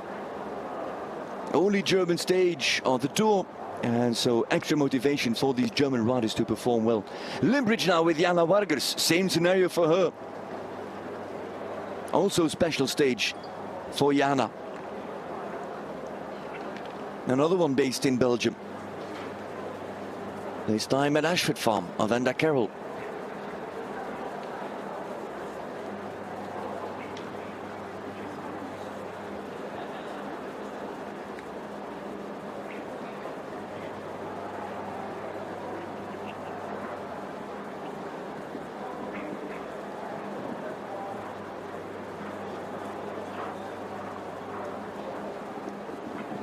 Touch behind on the time of Natalie Dean. Can Jana Vargers take the next inside turn with Limbridge? She does, and I believe that Natalie Dean did not take that inside turn, so this is a smart option taken by Jana Vargers with Limbridge. Next split should come up after the triple. And 2 seconds in front. Steady on the rollback. More room than Brinkop. 80.45 is to beat. 10 seconds to get home. She's got all the time. Secure the front rail. Jana Vargas and Limbridge are clear by 3, no, nearly 4 seconds. They take the lead here. Jana Vargas, Limbridge lead in Germany, lead on home soil, with Natalie Dean now in second, and 2 clears only after the first 10 in this Grand Prix qualification. Leaderboard, Vargas leads, Dean is second, then Kutscher, switcher with the fast 4, Pius Schweitzer, and then Gaudiano and Kendra Clarissa Brinkop, who was even faster than Jana Vargas there at the times on that leaderboard.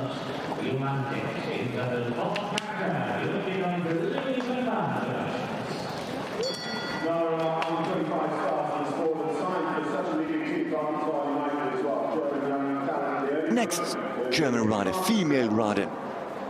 After Kendra, Jana, now it's Leonie. Youngster amongst Kendra and Jana Vargas. Leonie Bachmann with Carter.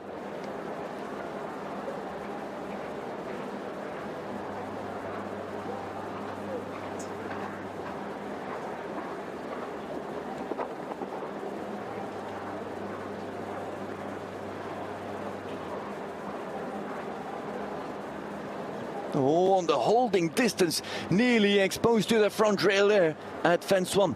Struggles a bit to find the good rhythm in the first part.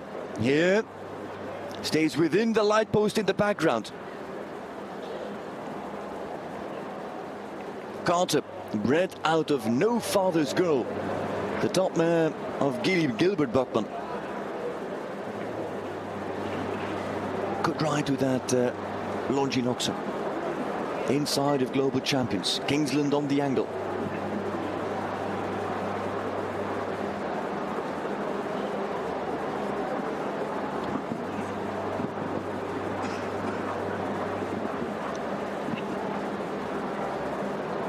Goes wide now.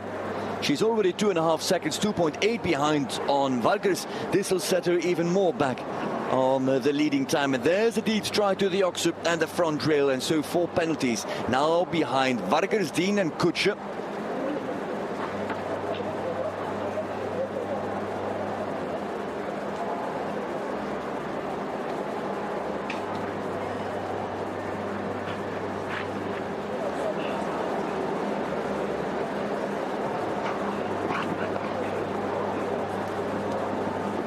And Leonie Bachmann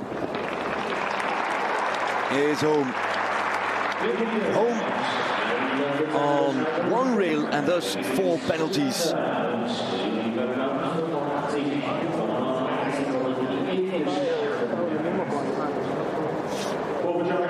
Leonie Bachmann with Carter here, fraction past the distance.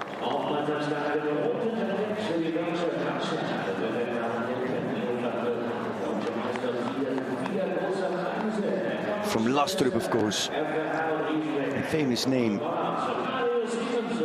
in warm blood breeding, where some phenomenal stallions have stood at stud. Yeah, Jeroen Dubbeldam, Olympic champion, world champion, European champion, champion of everything. Dubbeldam competing here with 3-star classes, training plenty of riders as well. Now coming over to look at Starissa, this 11-year-old gelding. That should be a mare, no? Starissa.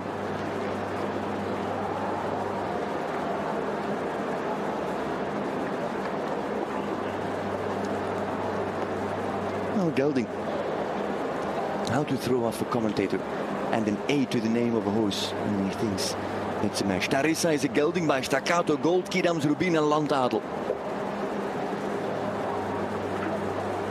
Bred by Albert Spree, where Staccato Gold was at stud. Albert Spree, who I believe also bred Star Gold of Marcus Zeni and Solid Gold of Christian Alma. All 3 bred uitgestoot sprayen.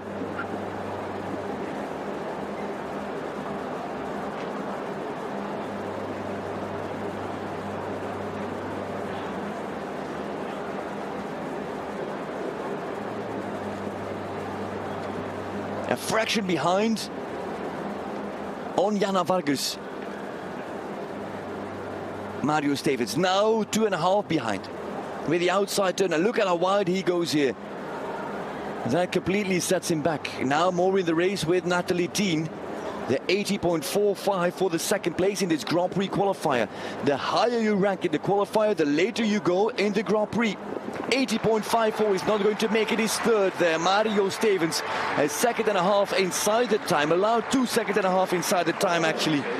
And Mario Stevens takes third and is qualified for the Grand Prix on a Sunday afternoon. In the meanwhile, quickly overviewing the results, Leonie Buckman is qualified with her 5 penalties. Kendra Clarissa Brinkop sitting on the fence. If one rider finishes on 8 and a time slower than 75.47, then Brinkop is also in the Grand Prix. I expect that to happen, to be fair.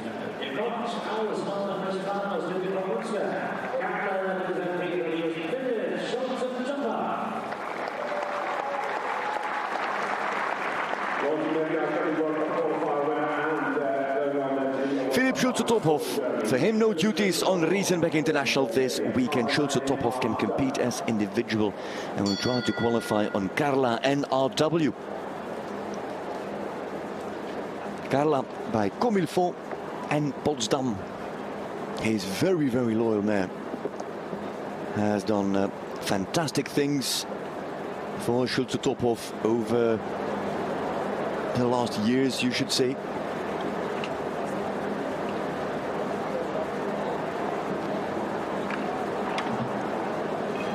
And an early fault at Ludgers at the second fence. A tight turn to Riesenbeck International.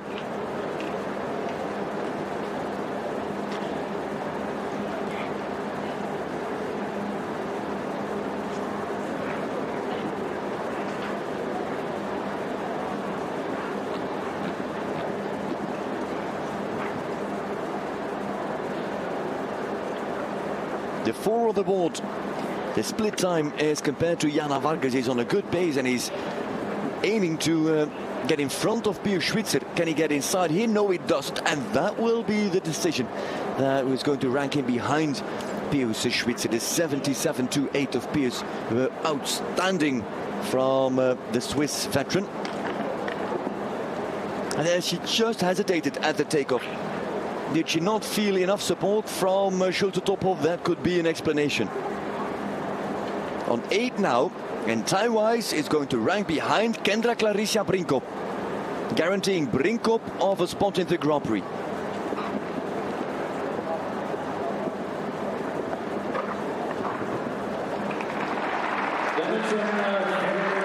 He puts himself in trouble with the time, with the outside approach there, that final outside line where he went round in the approach from 8 to 9.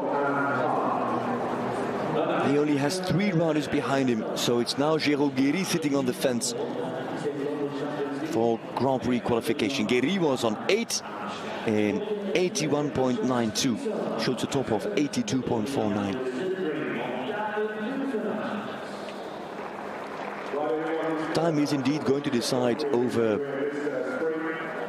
the first starting position in the Grand Prix. Very likely for it to be a rider on 8, and then your time becomes very, very important. Basically, with a 5 or a 4 or just time penalties, you're always qualified for the Grand Prix. Will ends in a dream. David Will has come off New York Empire and so has stayed out rides as individual, where Dennis Lynch has come in. That was Jan Distel and Laura Klaphake.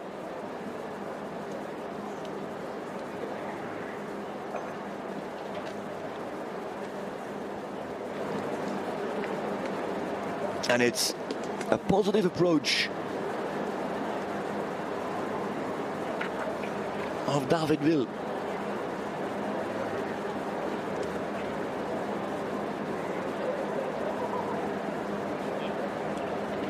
With lots of confidence in the abilities of Zinedine, the 10-year-old stallion, bred here in the area, in Westphalia.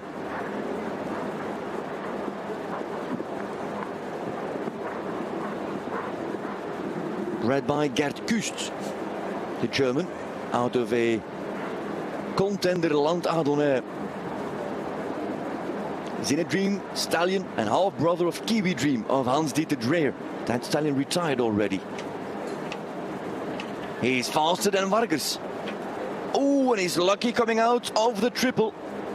2 seconds in front, a better turn back as well, and he's going to post a fantastic time that will be tough to beat. David Will with Zinedine. Oh, he's going on 5.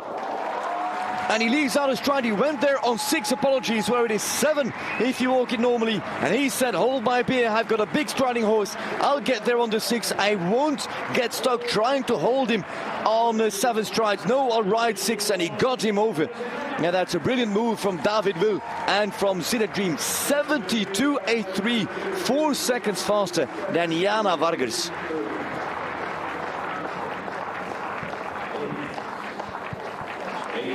Perfection from David Will. The back rail, I think. Ooh.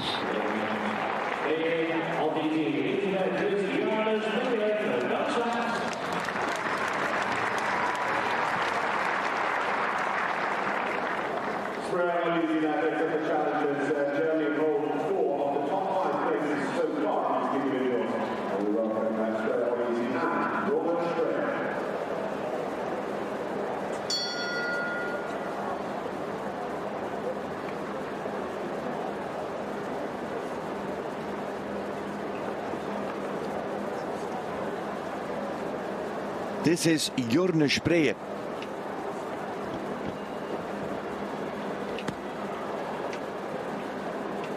From the Spree family. The Spree family that we mentioned just a little bit earlier in the round of Starissa and Mario Stevens. Albert Spree of Gestoet Spree.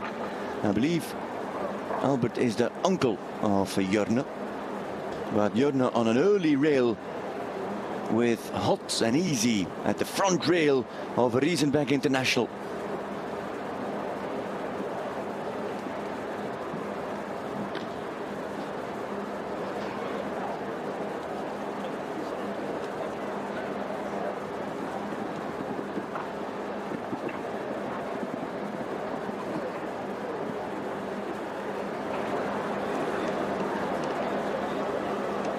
Goes wide.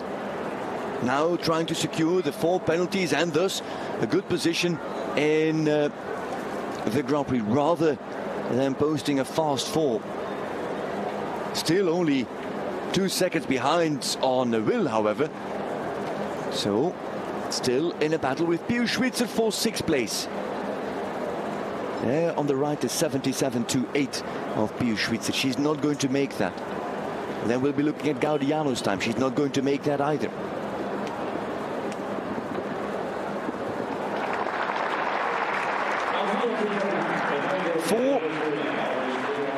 For Jorne. 4 penalties, Jorne Spree just in time, 84.86 seconds.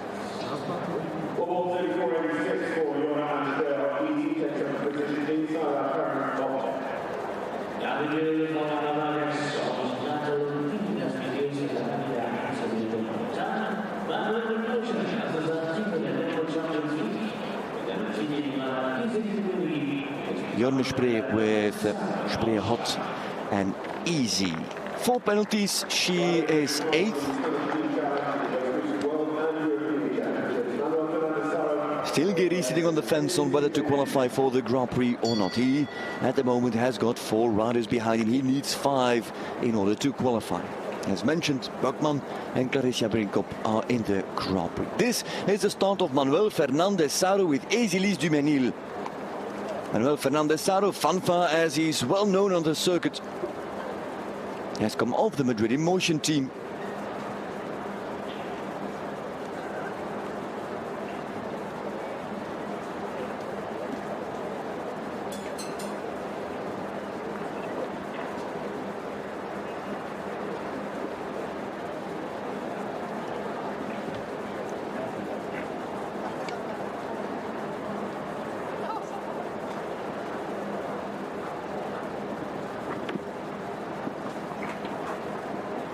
not the same pace as David Will, but who is going to risk that? Will wanted to win this qualifier, and he seems to be going to do that. Manuel Fernandez Saro is thinking, I just want to get into the Grand Prix, preferably on clear, and it's not clear. Has to keep it on the 4 now, because time-wise would rank behind Kendra Clarissa and would be there with Jérôme Guéry. The time allowed is 85 seconds and might even become an issue there, the 85 for Manuel Fernandez Saro. 85 is allowed, and the finish gives him, and a rail and a time penalty, and that's 9. Oh la la, Manuel Fernandez Saro drops from a guaranteed spot in the Grand Prix down to 14th on 9 penalties. That means that Guéry is now in the Grand Prix, but not so for Philippe Schulze-Tophoff, Mario Delorier, this Manuel Fernandez Saro, Mariana Frauches-Chavez and Evelina Tovek. They dropped the front leg. And then on that final fence, a touch deep and the time penalty.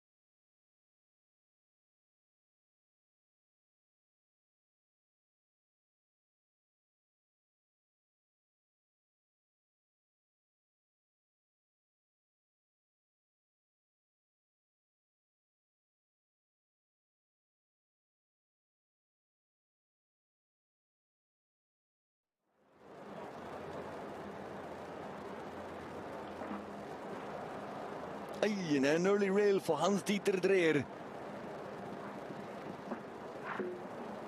Now it's 2 in a row. Now we're looking at the time of Philippe Schulze-Tophoff. That would be 82.49 seconds.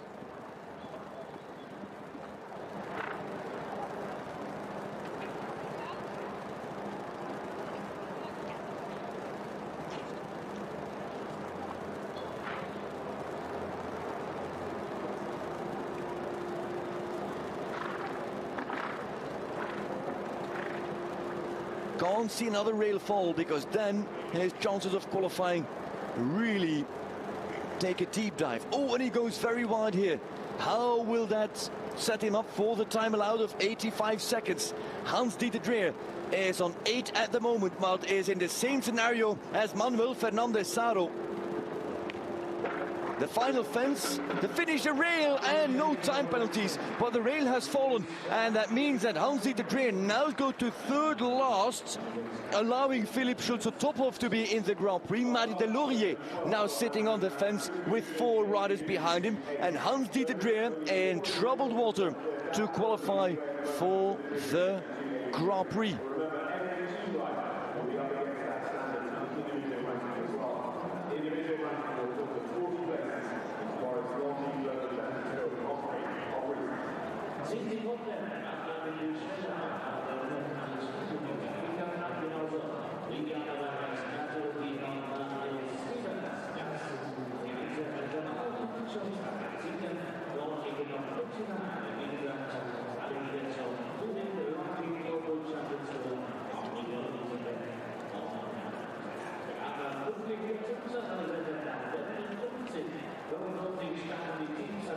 Hans-Dieter Dreher in 15th place after the first 17 in the qualifier. David Will strong on top by 4 seconds over Jana Vargers, Natalie Dean and Mario Stevens.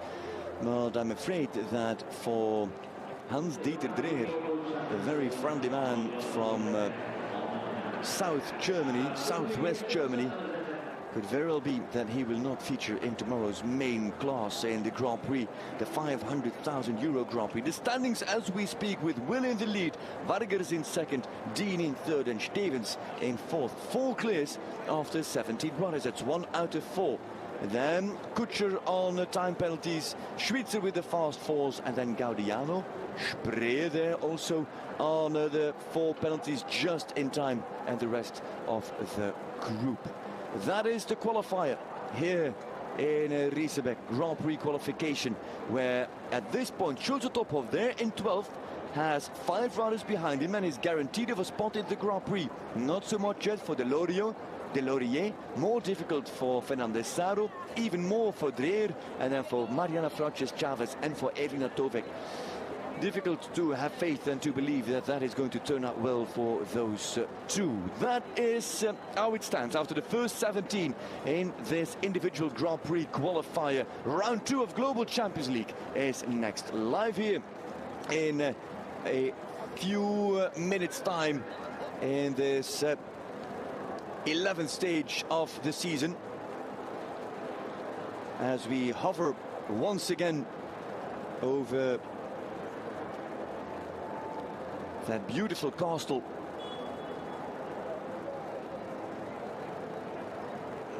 Schloss Zurenburg it is named, part of the community of Herstel. Riesenbeck is a part of Herstel.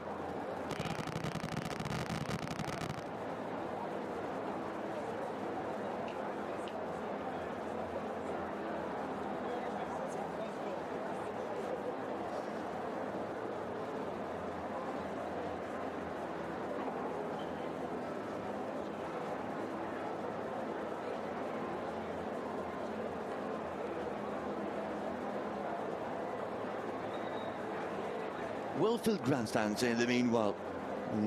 Earlier in the morning, there were still plenty of places and spaces. Now, stands filling up nicely with fans of Riesenbeck International, and of course, and Can Stars, powered by Iron Dames. It was impressive the support that they received here in the first round. They lead, of course, that first round and go with 0 penalties into the second. Riesenbeck International, the home team, go into the second round with just a time penalty. And then we have 4 teams on 4 penalties. New York Empire, Doha Falcons, Valkenswaard United and Rome Gladiators, to be precise. Here in the Tecklenburger Land, close to the German border.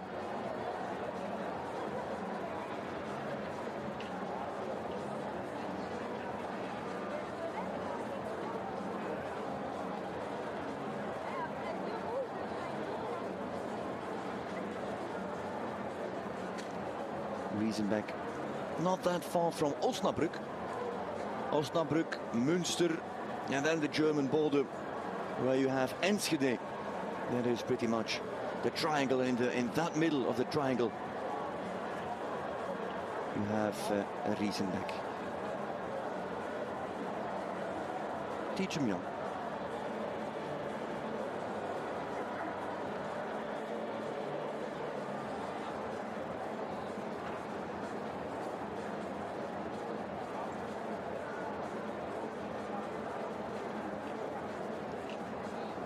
Beautiful grass ring. Sun has had a great impact on the grass. There was plenty of rain over the previous days, but then it really dried out, and the grass, from what I hear, is really lush. Very strong roots, strong leaves as well. And I think why all the attention to the grass? Well, it is crucial. A good grass ring with deep roots form a very solid, like woven carpet that the horses can jump on. Give consistency to the ground. And healthy grass has a beautiful green color, emerald green almost.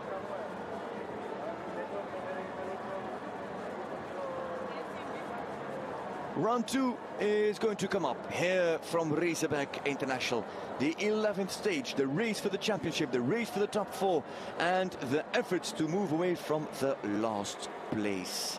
That's all at stake. Those are the storylines that we will focus on. Will Riesenbeck win their first stage of the season, or is it going to be back-to-back wins for Can Stars? In a minute, live here from Riesenbeck.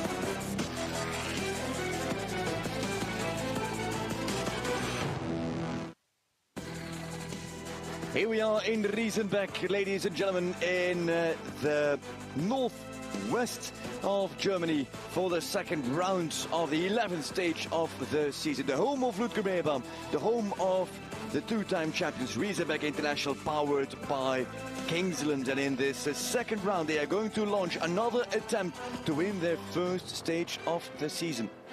Things have not always gone easy for Riesenbeck, and they haven't gone easy actually in round one. This is Riesenbeck and the green grass string. Riesenbeck International, just like last year, once again on the single time penalty. And so they are second, with Ken Stars currently leading after round one. The sun gets a little bit of cover from the clouds. That means that we also get a bit of cover, but it is quite warm here in Riesenbeck, where last year Paris Panthers managed to win over Riesenbeck International, who were really set on winning in front of a home crowd. But the time penalty last year of Christian Kukuk and Just Be Gentle proved too expensive, and well, this year again Riesenbeck International sit on one time penalty, caught by Christian Kukuk, not with Just Be Gentle, that was with the checker. Just Be Gentle actually comes in for the second round. The overall standings on the championship: Can Stars 6 in front of Stockholm Hearts, Stockholm Hearts 11 in front of Doha Falcons, and then tight margins: Falcons to Riesenbeck, to Valkenswaard and to Prague in the battle for the top four and the position, the place for the semi-final at the playoffs in Riyadh. Further down, bigger gaps, less impact with your stage results. New York Empire actually have got an opportunity this weekend to move away from last place, even make it to the second last place. Now, how did round one go? Let's have a look at an overview and the highlights from round one that'll give us insight on the performances. The Prague Lions were very early to go already in the first round of GCL with their superstars of Fernando Martinez Sommer and Thibaut Spitz, but Fernando Martinez Sommer a fault on the second last fence, and Thibaut Spitz with two time penalties. That put Prague Lions straight away on 6. Then Riesenbeck straight after. Riesenbeck with their best horses, with Zinedine and with Checker. There's the finish line, and then he looks up and there's one time penalty for Checker and for Christian Kukuk.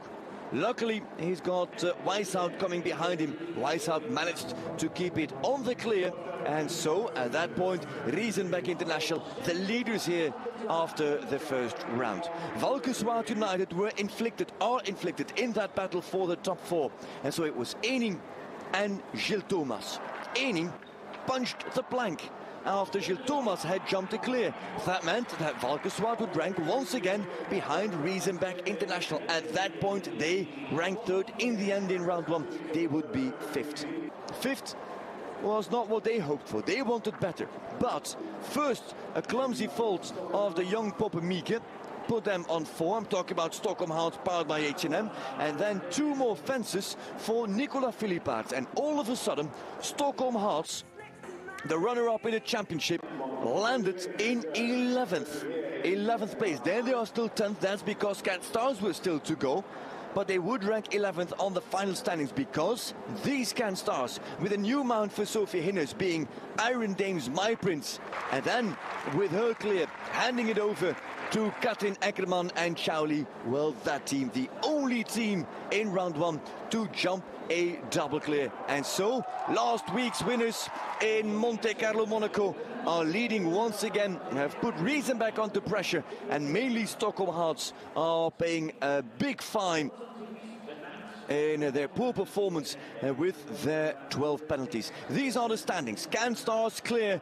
Riesenbeck International with a time penalty, 4 teams on 4, including the surprises of New York Empire and Rome Gladiators, and then Istanbul Warriors also the additional time penalty.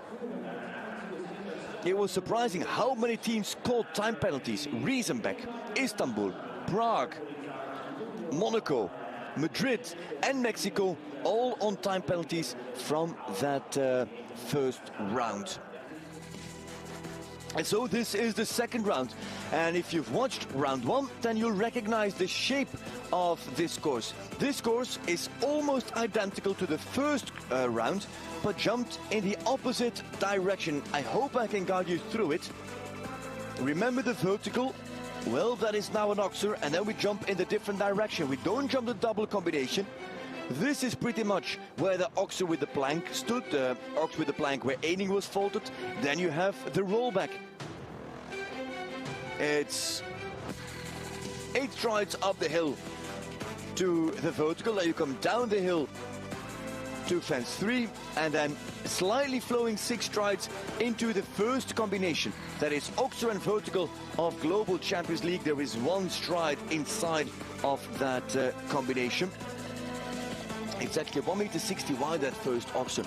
And then, if you have quite a good flow out of this combination, your 6 will get short, so you have to try to get as much bend into that line as possible to Oxer number 5 at Longines. There is an inside approach. You can stay inside of fence 8 to this upright of Kingsland. That was the upright that Philippe Aerts had down. You next roll back. This is exactly the same line as the first round, just in the opposite direction. Now it is first the Oxer and then the vertical. There are options to do it on a forward, slightly forward, 5 strides, but you can also ride it on the holding 6. Inside turn is possible, just like in round 1. Jump the Oxer, and then on an open approach of 9, 10, sometimes even 11 strides, you've got the triple combination. This is jumping up the hill. Vertical, 2 strides, vertical, 1 stride, Oxer to come out of this triple combination. Sits fairly late in this course that has been built by Christian Wiegand with his assistants Peter Schumacher and Isabel Roteberger. Not overly tall, but 1.70 meter wide, that Oxer to come out of the triple. 1 more rollback. By the way, the time allowed is 85 seconds. Do note that those big rollbacks have been crucial for the time penalties in round 1. It is an open approach to fence 12, the wall by the in-gate, and then it's a bit tricky. The 7 are a touch short, or the stride of horses could get a little bit long. Mind the front rail there at that Liverpool Oxer. And this is the course of round 2 at stage 11 of the Global Champions League. Let's have a look at the start list. It starts with Mexico Amigos, come in on 17 penalties. Then Madrid Emotion come in on 14 penalties, where Macaulay replaces Saro. Then Monaco Aces, Luis Felipe de Azevedo makes a horse change, also this team with time penalties, and 14 to start with. 12 for the runners-up in the championship. Stockholm Heart, powered by H&M Wheel of Horses. It is Philippe Aerts going to Miro. Then Shanghai Swans. Alman replaces Schweitzer. Ben Meyer stays with Ginger Blue. They start on 12. Vikings, the debut of Jur Feeling and Jourdain, alongside Cats de Sulpice and Nicolas Paul. 8 penalties for them. 6 here for Prague Lions, powered by Czech Equestrian Team. Spitz goes to Impress. Fernando Martinez Sommer gets Joop to jump his first 1.60 class. Then Istanbul Warriors, powered by Carpe Diem, with Robert and Said. No changes there. The team starts on 5. This team on 4. Rome Gladiators, powered by Clipmanhorse.tv. Kraut replaces Malvet. There is no replacement here. Only Eining going from Priam to Coolio with 4 penalties to start. 4 also for Doha Falcons, where Pender replaces Guéry. New York Empire, powered by Lugano Diamonds. 4 penalties to start. Lynch and Vogel make up the second round team. Riesenbeck International, powered by Kingsland. Only the time penalty. 2 horse changes for both riders. And the only team on double clear is Can Stars, powered by Iron Danes, where Hinnes goes to Sinclair, Eckermann goes to Calamandia. 2 Iron Danes horses. Team number 14, last to go, pole position.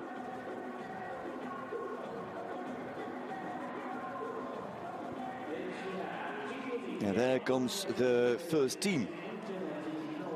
There is Carlos Anguerrero, safety vest under the team jacket, the team colors.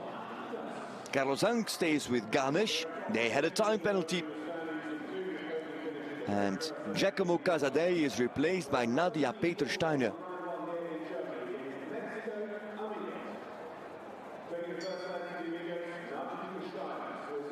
Enrique Gonzalez on Kiss and Cry. And who goes first? Nadia Petersteiner goes first with No Comment de Septon.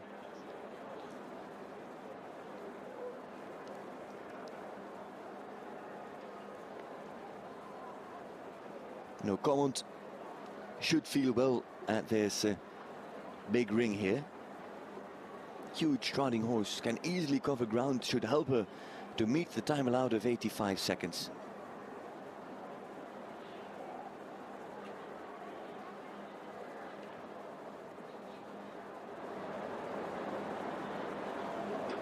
Eight strides, slightly holding with his step.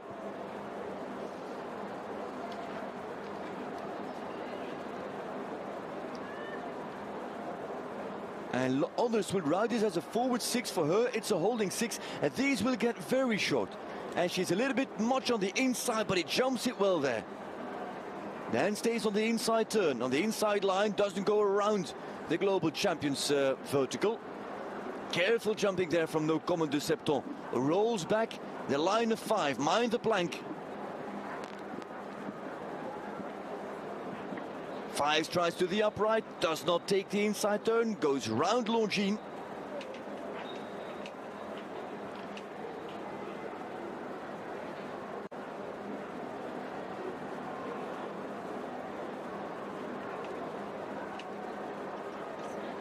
Finds room. Oh, that's beautifully jumped from No Comment de Septon. Time allowed is 85. This is maybe a touch wide from Nadia Petersteiner. But it's feeling really well, like a fish in the water. No comment. 85 is allowed. Get there, get there. She doesn't leave out the strike. She waits for the 7. Might get close there. And the time penalties occur. 2 time penalties for Nadia Petersteiner and No Comment de Septon. There could have been, might have been the option to ride that on 6 and maybe make the time allowed. But it was good to see that she had the control to keep him steady around on the 7. And so the partnership developing even more.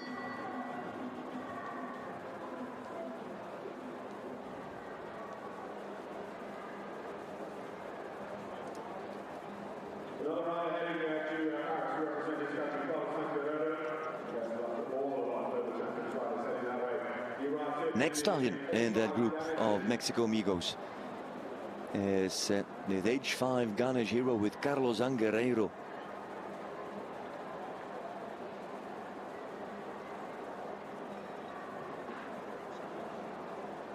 Oh, first fence gone for the Amigos, for Carlos Anc. They go straight away to 23.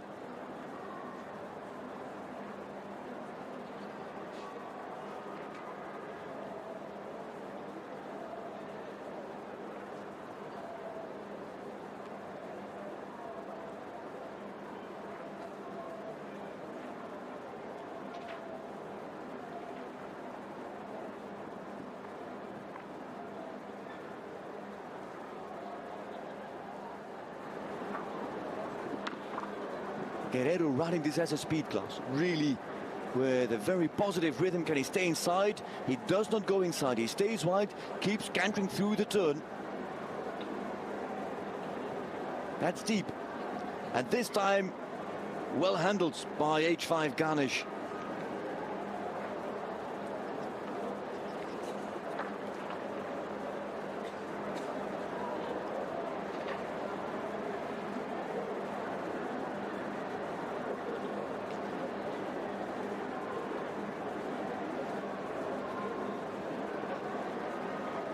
Time-wise, this time around, it's absolutely fine.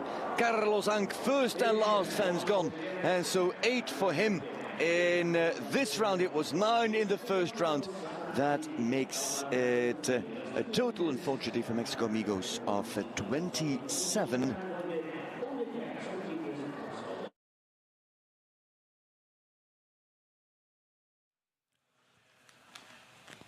27 penalties for the Mexico Amigos. First team out the gate after a disappointing round 1 of GCL, and unfortunately 8 for Carlos Sanco Guerrero and 2 for Nadia Petersteiner, means that on 27 they will play no real challenging role in GCL round 2 live from Riesenbeck. Madrid in motion are next in the ring. They are desperately trying to claw onto a top 4 fight and give themselves any hope they have for a GCL Super Cup semi-final in Riyadh later on this year. If you want to watch Madrid in motion, watch the rest of the teams in GCL here in Riesenbeck. Sign up for a GCTV live pass now and come and join us for all the action from Riesenbeck.